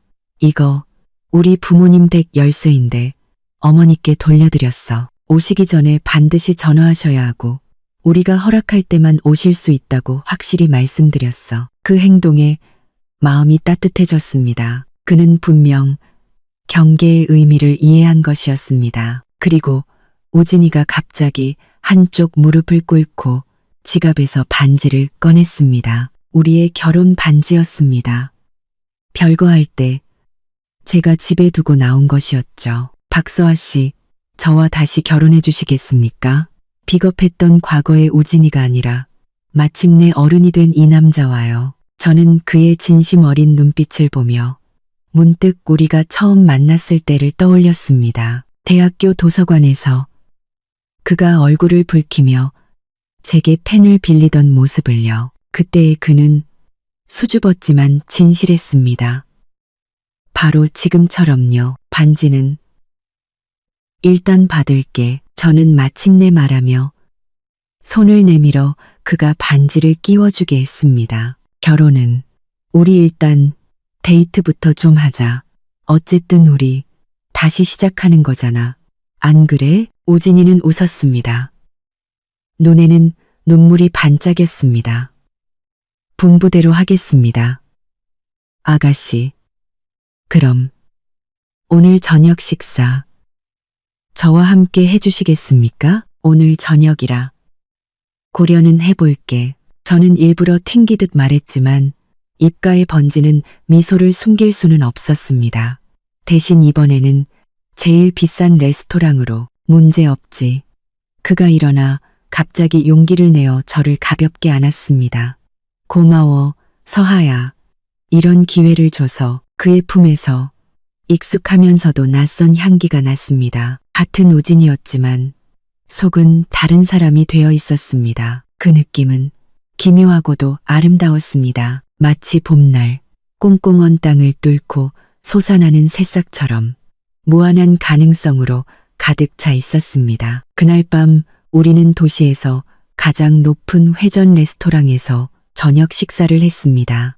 마치 첫 데이트를 하는 커플처럼 긴장되고 설렜습니다. 우진이는 부산에서의 경험을 이야기했고 저는 지난 석 달간의 심경 변화를 나누었습니다. 우리는 조심스럽게 아팠던 이야기들을 피하며 서로를 다시 발견하는 데 집중했습니다. 집으로 돌아오는 길, 그가 조심스럽게 제 손을 잡았고 저는 거절하지 않았습니다. 밤바람은 부드럽고 별은 반짝였습니다. 우리는 수없이 함께 걸었던 거리를 천천히 걸었지만 마치 새로운 길을 발견한 것 같았습니다. 아, 맞다. 아파트에 거의 다다랐을 때 우진이가 갑자기 말했습니다. 혜원이가 너한테 고맙다고 전해달래. 나한테 뭘? 네가 건강한 부부 관계가 뭔지 깨닫게 해줬대. 우진이는 미소 지었습니다. 그 애랑 우성이 지금 따로 나가 살아. 일주일에 한 번만 부모님 댁에 가고 그리고 우성이가 싫다는 말을 할 줄 알게 됐어. 그 소식에 저는 마음이 놓였습니다. 어머니는 받아들이셔? 놀랍게도 그러셔. 우진이가 고개를 끄덕였습니다. 심리 상담 받으신 후로 많이 변하셨어. 가끔 예전 모습이 나오긴 하지만 전반적으로 좋아지고 계셔. 집 앞에 도착했을 때 우진이가 망설였습니다. 나 호텔 예약해놨어. 내일 다시 올게. 그 세심함에 마음이 따뜻해졌습니다. 그는 제 공간과 속도를 존중하는 법을 배운 것이었습니다. 하지만 지쳐 보이면서도 기대에 찬 그의 눈빛을 보니 저는 결심을 굳혔습니다. 건넌방 비어 있는데 하룻밤 정도는 재워줄 수 있어. 우진이의 눈이 빛났습니다. 정말 너무 기대는 하지 마. 제가 경고하듯 그를 가리켰습니다. 정말 재워주기만 하는 거니까 분부대로 하겠습니다.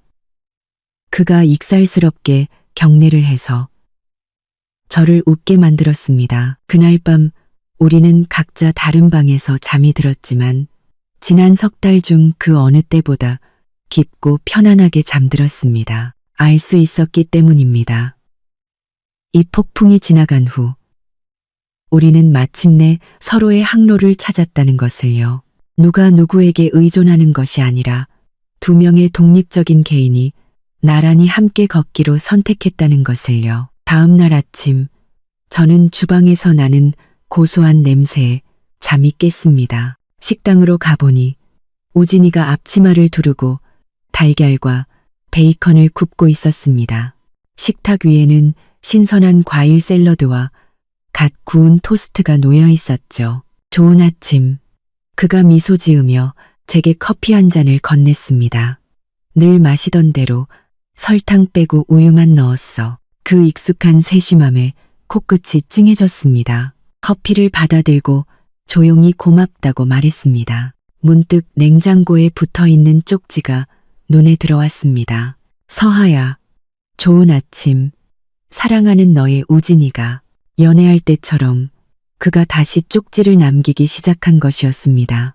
이 작은 의식은 한때 우리 사랑의 가장 달콤한 부분 중 하나였습니다. 왜 그래? 우진이가 걱정스럽게 물었습니다. 커피가 입에 안 맞아? 저는 고개를 저으며 쪽지를 가리켰습니다. 우리 첫 데이트 후에 네가 쪽지 남기기 시작했던 거 기억나? 그때는 부끄러워서 얼굴 보고는 사랑한다는 말도 못했잖아. 그랬지. 그가 머리를 극적이며 조금 쑥스러워했습니다. 그러다 언제부터 안 쓰게 됐더라? 생활이 낭만을 무디게 만들었으니까. 제가 조용히 말했습니다. 그리고 우리 둘만의 세계에 너무 많은 사람들을 끌어들였으니까.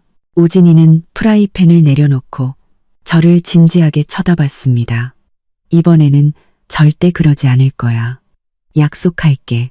햇살이 커튼을 통해 쏟아져 들어오며 이 평범한 아침을 금빛으로 물들였습니다.